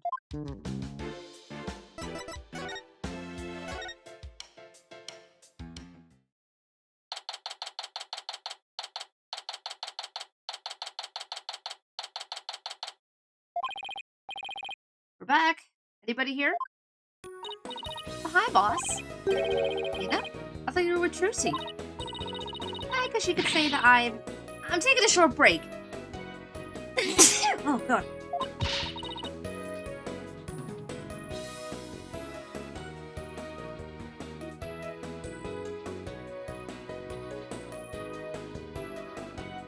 Oh, excuse me. But enough about me. What about the investigation? Did you find out anything? Well, turns out the third person, Ellen, says she saw at the crime scene. Might have been Soren Sprocket. Take him to the bussies. What? Really? I never saw he seemed suspicious. Thing is, by the time Soren got to the Vista deck... by the time he got to the Vista deck, murder had already occurred, apparently. One second, let me clear my nose again.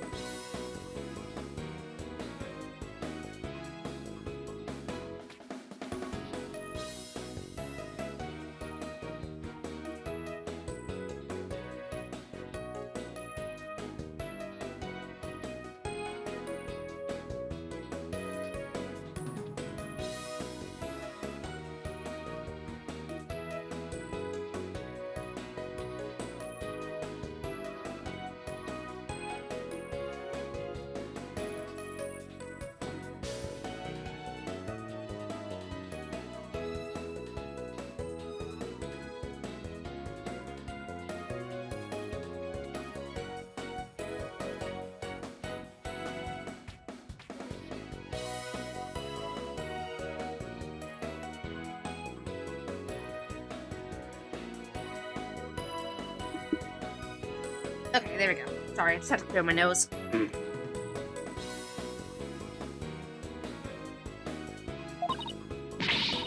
No way! I don't buy that! Not for a second. It's a cover-up. A cover-up, I tell you! That's certainly a possibility.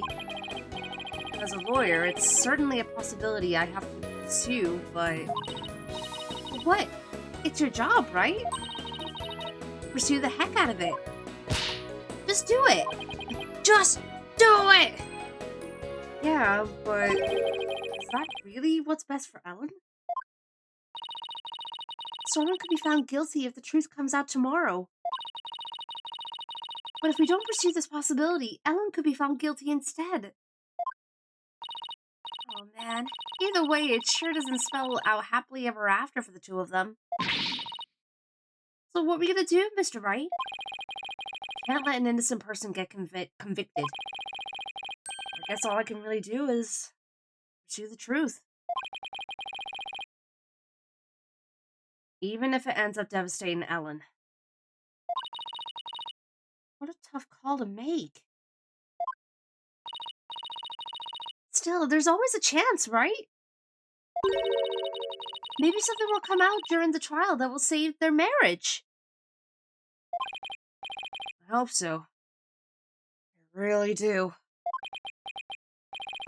Well, Maya, let's go. Break the news to Ellen, you mean? Yep.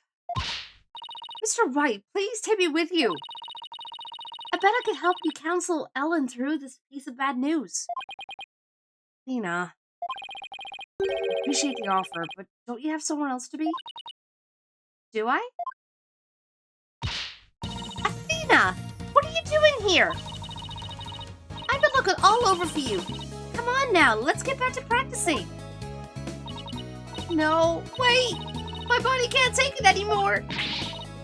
Boss, you gotta help me! A lawyer always keeps their promises, Athena. But boss! If you bail on me one more time, Athena, I'm gonna have to use a real blade on you.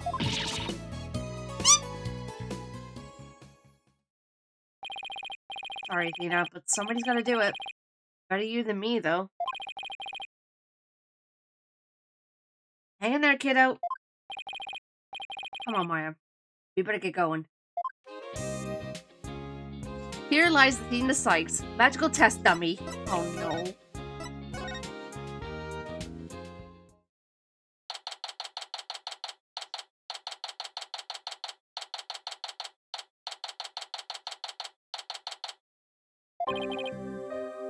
Hello, Ellen. How did your investigation go, Mr. Wright? Before I answer that, I need to ask you something. Was Soren with you when Mr. Bloomsbury attacked you in the reception hall? I'm sorry I kept it from you. I was afraid that he'd come under suspicion if I told you. Or so I kept quiet about it. I'm really sorry. See, I thought it was probably something like that. Listen, Ellen, I'm afraid I have to make a very difficult decision based on what I found out. What kind of decision? This is very hard for me to say, but... The mysterious person you saw at the scene of the crime was most likely Soren. What?! In other words, in court tomorrow, I'm afraid I'll have to propose the possibility that Soren is the true culprit. No! Soren is innocent! No! Don't you see? If I don't try to pursue that line of thought, you'll be found guilty. No! No! No! Please, Ellen, calm down. Oh, boy. Soren just can't be found guilty. I'd much rather I be found guilty instead. Ellen, you can't let yourself think like that. But... No! Marriage for life, right? Do you really think you can run away from the truth and still be truly happy with him?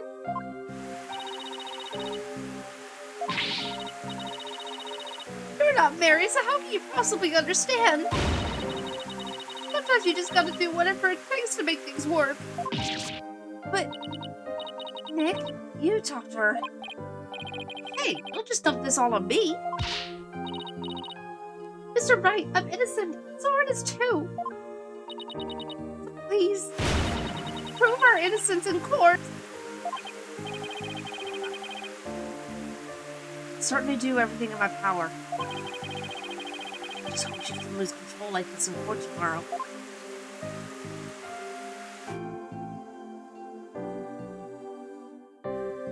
Oh, dear freaking God. Oh, boy.